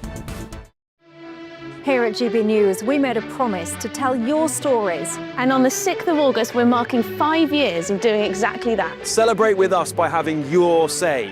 Join in the debates live on TV and radio. And meeting your favourite presenters across the country, from Leeds to Aberdeen, from Belfast to Barry Island. Plus, join me in Essex for our biggest live show of the year. Scan the QR code or visit gbnews.com/celebrate. Terms and conditions apply. Breaking news, live updates, stories that matter. From the heart of the GB newsroom to every corner of Britain, with our team of dedicated journalists across the UK. GB News bulletins are there to deliver the latest news that matters to you. Bulletins on GB News, the People's Channel, Britain's news channel. From the school run to the home run, watch a new show for all of Britain. He can say whatever he wants. A straight talking show where all voices are heard. And, you know, when are we going to stop talking about smashing the gangs and actually do it? With the stories that matter from every part of our country. There's a bit of a crash landing there for your Chancellor. Bold, fearless and standing up for you. That's me, Martin Daubney, 3 p.m. till 6 p.m. weekdays, here only on GB News. The People's Channel, Britain's news channel. GB News audience is different, it's unique, because they see through the nonsense. We want to debate with each other. We want to listen and maybe learn. We have a chat. That's what we do. We try and have a chat. They'll watch my programme while they're eating their tea. They'll watch breakfast while they're busy getting their kids ready for school. We want to hear what matters to you. What is news for you? And what's brought you out here today? What are the biggest issues affecting this particular area? The audience are the best thing about GB News. Their friends, their family. They're people who need to have their voices heard. They're passionate about the channel, they're passionate about what they believe in. The one thing about GB News is you get a chance to speak. Talk to me about why so many people have gathered here today. Do you want to say something back in return? The GB News audience is what makes GB News special. It's incredible to see. They shape our programmes, they shape our output, and they shape our channel. That's what makes us the fearless champion of Britain.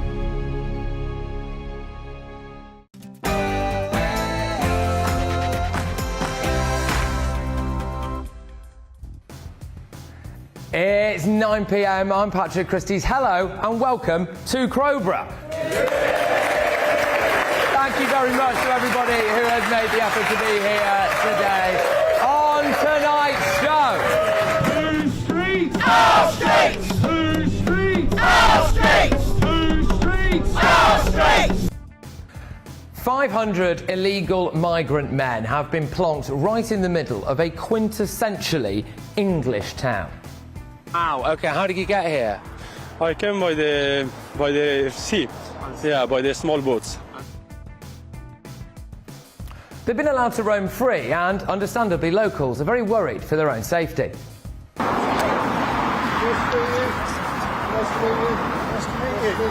Hello.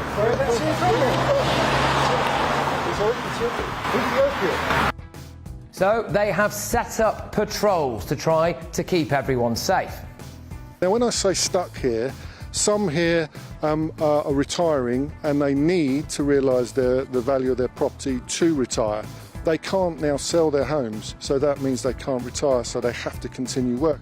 And in some cases, about 40% has been wiped off the value of people's properties. But it's important that we all realise where our taxpayers' money is really going.